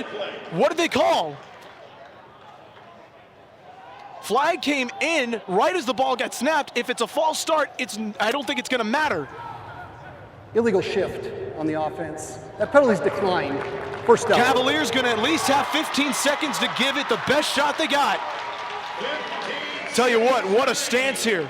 It was. And what a heck of a play by Linton. You know, you walk around like you don't know what's going on. I'm sitting here telling the defensive line, get on the line, get on the line, get on. Gets under center, tries to sneak it in. Demetrius Avila over the last couple of drives has had crucial tackle after crucial tackle. At 155 pounds. That is an impressive day for that young man. Timeout, Linton. They're third now and Linton final HMB is going to call timeout. Boy, howdy. If you'd have told me at 24-0, it'd be 15 seconds to go with Cavalier having a shot to win it, I'd have told you I'm not sure it's going to happen. But here we go. Now remember. No quitting these kids. That's what makes it great. Coach, you've been in these situations before, I'm sure. This looks bleak. What are you telling your guys? What are the play calls here? There's that one play that you either did in fall camp, or there's that one play. Let's see if Coach Laxall's got the old hook and ladder. We see that all the time. That'll get the fire boiling in a guy. They know they got 15 seconds, and they know they're going to have to put the ball in the air. He's telling his guys, hey, nothing over the middle. It's got to be a sideline route. If we milk this thing, we can get 2 pass plays, maybe 3. It's high school, so we're probably going to bank on 2. But let's see what Coach Laxall does. You know, this could be the last play he calls in his career. 15 seconds to go. Linton HMB's got everybody in the middle of the field. And as long as it's not the Hail Mary to get to the end zone, any gain at this point for Linton HMB, that's fine. Look at this. Hinkle. They're going to pull the razzle-dazzle. It's over. Look at this. He's got to try to get to the first down marker. He can't get it. Clock ticks away. 5 seconds to go. They got to snap it. On the line. Game over. Linton HMB's back on top of the state of North Dakota.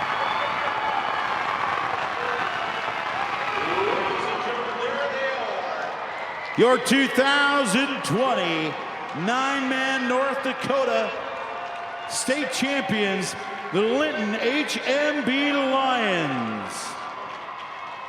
In 2019, Linton HMB was eliminated in the semifinals by this Cavalier team. It was on an interception on a 2-point try in the second overtime.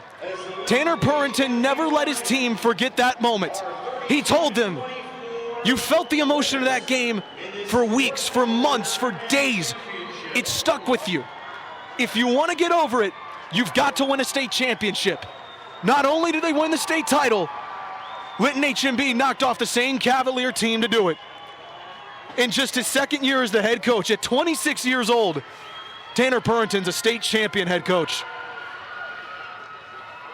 And he exudes the same confidence his team does. I mean, the guy's fiery. You know, the guy's laser sharp focus. And Sandy Laxall, in his final game coaching Cavalier, loses in an absolute heartbreaker.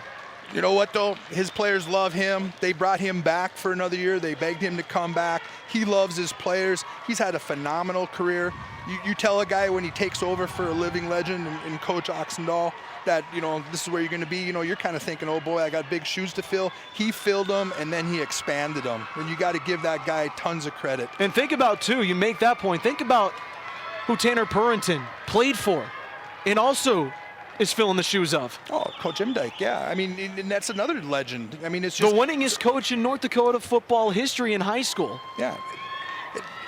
It's like I said, for me standing up here, I'm kind of in awe because I see the name Cavalier, I see the name Linton, and that brings back tons of memories. That brings back every fall before even the Dakota Bowl existed. When you went down to the bowl in Bismarck and you had the state championship down there, I mean, those teams were staples. They put the fear of God in you before they even got off the bus. Let's head down now for the award ceremonies on the field.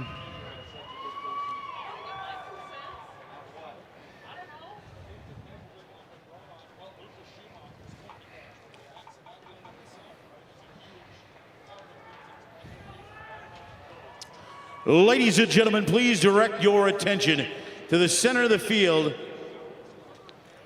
of the 2020 nine-man championship for a brief post-game awards ceremony. We would like to thank North Dakota Farmers Union Insurance, the North Dakota High School Activities Association premier sponsor, as well as Vision Zero for their support of North Dakota High School Activities Association sports and activities. The first award we'd like to announce is the 2020 Powerade Outstanding Senior Athlete Award. This award is presented by North Dakota High School Coaches Association and sponsored by Powerade of North Dakota. The 2020 Powerade Senior Athlete of the Year is Lucas Schumacher from Linton HMB.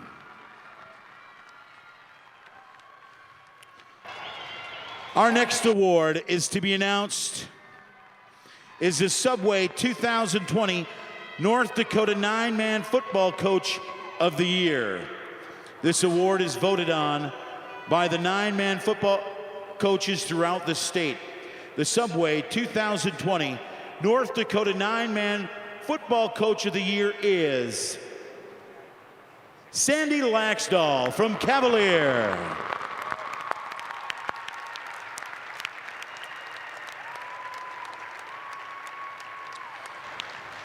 At this time, we ask that the 2020 State Nine-Man Runners-Up, the Cavalier Tornadoes, go to the south end zone to receive their individual awards and runner-up trophy. That's just me. And now, will the 2020 State Nine-Man State Champions, the Linton HMB Lions, go to the north end zone and receive their individual awards and state championship trophy. Congratulations, Linton HMB, on your North Dakota nine-man state championship. This concludes the nine-man awards ceremony. What a sight there, what a feeling for Linton HMB. Back on top of North Dakota high school football for the first time since 2003. Lucas Schumacher was unbelievable in this game. He is our Touchstone Energy Cooperatives of North Dakota Player of the Game. 3 touchdowns, over 100 yards in the air, over 100 yards on the ground, and 2 picks to boot. Yeah, he played a whale of a game. Smart game, intelligent football player.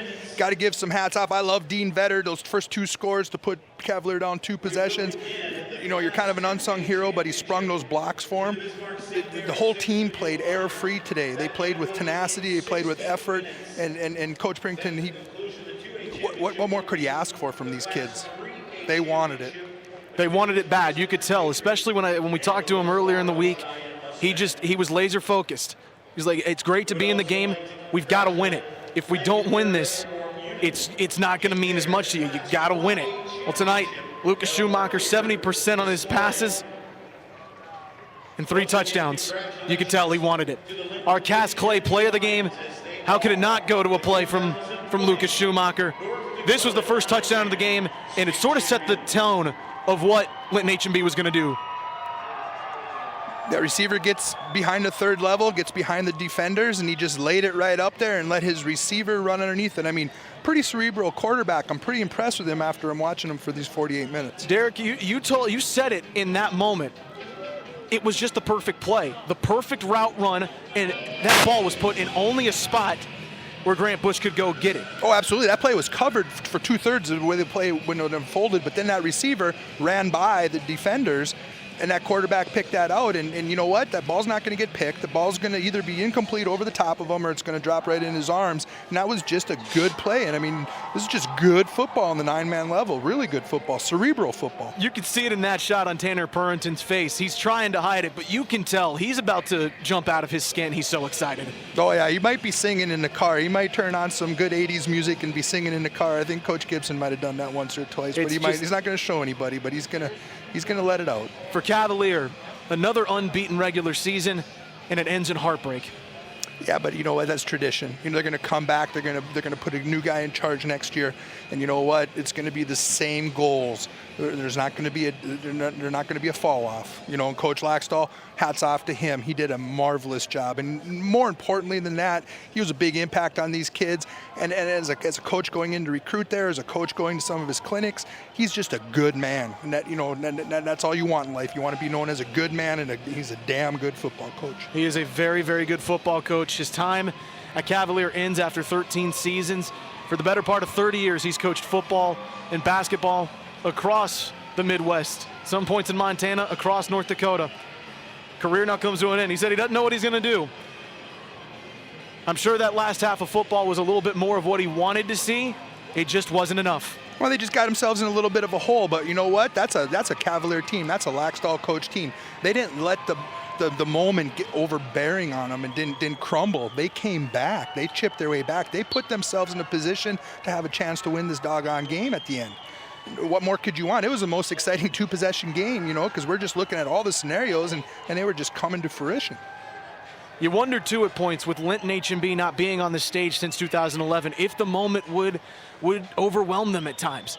Boy, it didn't. They looked ready to go from the start. You could see in those first couple drives, maybe a little bit of nerves. Second quarter kicked in, it was a completely different football team. Well, they were feeling each other out in those first 2 drives. You know, like I told you at the beginning of the game, a lot of the TFLs, a lot of the tackles were led by the linebackers. They're stunting to change the fronts, change the blocking scheme. They played it pretty close to the vest. Once they started uncorking that, they started slowing down and they started forcing Cavalier into some mistakes. So it was just a good, hard-fought football game on both sides of the ball. Standing on the sideline right now is state champion Dean Vetter. First of all, Dean, you give Linton H&B its first state championship in 17 seasons. How special is this moment? It's a cool thing. You gotta love how everybody comes together, and when everybody's on the same page, you just get her done. Dean, how much did this team remember the game last year? You're right on the doorstep of tying the game, going to a third overtime against Cavalier. Now you got to beat them for a state championship. How much did that motivate you guys coming into today? Yeah, what happened last year almost scars a person. I mean, it was all in everybody's head. I mean, that just makes you want it so much more. As Cavaliers closing the game up, it's 24-16. What's going through your guys' mind? How confident are you that the team could pull it out? I mean, when everybody's on the same page and everybody does their job, I mean, we had confidence. Dean, you've made a fan of Derek Bakken in the way you blocked. Congratulations on a win and a state championship. Go celebrate it. Thank you. Absolutely. That's Dean Vetter. What a terrific game he had. Derek, I know you're a big fan of him. I figured I'd give you that little shout out there. Yeah, I loved it. You know what? He sounds just like his coach. His coach sounds just like some of his mentors. You know what? Just going to get her done. Get her done. Look at that work ethic, that mentality, that blue collar. Let's just go out there. I don't care if we play in the Fargodome, we play in the parking lot, we play on a gravel road somewhere, you know, down in Linton. Let's get her done. That's the way it did. He threw hard blocks. He hit hard. That was something that Tanner Purinton said. He's a physical player, and now he's a state champion. Lucas Schumacher joins us now. Lucas, I just asked your teammate Dean Vetter this. To bring the state championship back to Linton H&B, after a better part of 2 decades. How cool is this moment for you? Yeah, you know, it's amazing, you know, the best feeling ever. And, you know, we wanted to do it for our community, you know. They've always been there for us, and this last week they've been doing a lot of things for us, and it just feels good. The game that you just had, I think a lot of kids dream about in a state championship game. To score 3 touchdowns and to do it the way you guys did it, how special was that game for you? Yeah, you know, it's very special. You know, I was 6 years old when my Uncle Jake, he coaches, he played in the state title, and I just wanted to be there, and it just feels good. You scored that touchdown to make it 32-16, and you put your arms up in the air. At that point, did you figure that it was over? Did you feel like, you know what, we've got the state championship here? Yeah, you know, it was the best feeling ever running in, and I knew if our defense could stay strong, we could do it. To leave this program a state champion, what do you think of the legacy that you've left here at Linton H&B? Yeah, you know, us seniors wanted to leave with a good culture, you know, coming to practice every day, working hard, just leaving it a good culture. Lucas, congratulations on the state championship. What a great game you had too, sir. Yeah, thank you. Thank you. Lucas Schumacher, again, 223 total yards, 3 total touchdowns, 2 interceptions. If that's the way to go out as a senior, he set the bar extremely high. Oh, yeah, and his defense was it was even more impressive than his offense to me today. I mean, boom, boom, Schumacher. I mean, you better watch out. That boy's coming at you. Head coach of Linton H&B, Tanner Purinton, now joins us. Tanner, when we talked earlier in the week, you said you reminded this team of what they went through last year against Cavalier. To see them beat that same Tornado team to win a state championship, how good is this moment feeling for you? It's special. I mean, this group of seniors, they've gone through so much adversity. You know, the loss last year, and then with COVID this year, and injuries, and, you know, just a lot of distractions. And they've just fought through everything, and they've stayed focused. And not only that, but they got a whole team to buy into a culture. And when your seniors are that great of leaders, it's special. And I'm just so happy for those guys. They deserve this. I can hear the emotion in your voice as those final minutes are ticking off. How nerve-wracking was that fourth quarter, especially as Cavalier gets the ball? Yeah, it's 15 seconds, but they got a chance. Yeah, it's never easy, is it? I mean, shoot, against Lemoore, we could have just got the 2-point conversion and not had to deal with the stress, and same thing here, we could have just scored. But, I mean, we talked about it's going to be a grinder of a football game, and it's going to be a 4-quarter football game. So I think, you know, even when we didn't get that one, I think the guys were still like, hey, this game isn't over yet. It's a grinder, so we got to finish it out. And definitely stressful, but it feels good to get it done. You've played for this team. You've coached in a state championship. How much different does this one feel to be the head man that leads a group to a state championship? It means a lot. You know, as a player, we got here, didn't get to play in it, but we got here, and then, you know, was able to be a part of 2 with the Demons and won 1 in 2018, and that was so special. I just learned so much from Coach Gibson, but to be able to come back to Linton and kind of, you know, bring the title back first time since 2003, it's special. You know, I say nobody supports their sports programs like the Linton community, and so the sport's just been fantastic, and it's just unbelievable to bring the title back to Linton. At 26 years old, folks, he's a state champion coach. Tanner, congratulations, sir. Well deserved. Thank you. Appreciate it. Tanner Purinton, the head coach of Linton H&B, leads the Lions back to the promised land, 32-24. What a great game that we just saw. A game that showed, Derek, you just don't quit. You have a game like that, you just don't quit. Now with 2 teams that have that much grit and that much effort, and you just got to love that coach Linton has now, huh? I mean, you got Laxdal, he's walking off the stage. Here you got a rising star coming on the stage. I mean, he gets it. He gets what his community means to him, and these players get what he wants them to do on the field. And he said it, they're senior driven. He came into a culture and they became senior driven. It's a trickle down effect, and boom, here they are. Linton's back. I love that shot there of the trophy being held up to the fans. It's a trophy shot they haven't had in 17 seasons. That drought is finally broken. Derek, you've been a part of moments, I'm sure, where it's gotten emotional. What do they feel right now after breaking that long of a streak? Oh, and they're feeling euphoria right now. They're feeling great, but you wait until he gets alone, or he gets with his wife, or he gets home with the family, and it sinks in, because it hasn't totally sunk in yet. And you're going to be like, we did this. And then you know what? He's going to turn the page, because guess what? 2021 season starts tomorrow. He can at least enjoy it now for 24 hours, though. Absolutely. Derek, it was great working with you, sir. Congratulations on at least making your 2020 debut in the broadcasting There you booth. go. And Thank I'm you. hoping we can have a little sense of normalcy next year and we can get you back on some games of the week. How about that? Sounds good. I appreciate it, and I have a blast every time. You guys are the best in the business, and the cameramen are by far like this old guy with trifocals. See the shots when I can't see them the first time. What a game. 9-man championship goes the way of Linton HMB. 32-24, the final score. We're about 50 minutes away from the kickoff of our Class 2A state championship. Bismarck St. Mary's will take on the Beulah Miners. Meanwhile, Linton HMB finally ends the state title drought. The Lions are back on top in 9-man football. 32-24, the final here on WDAY.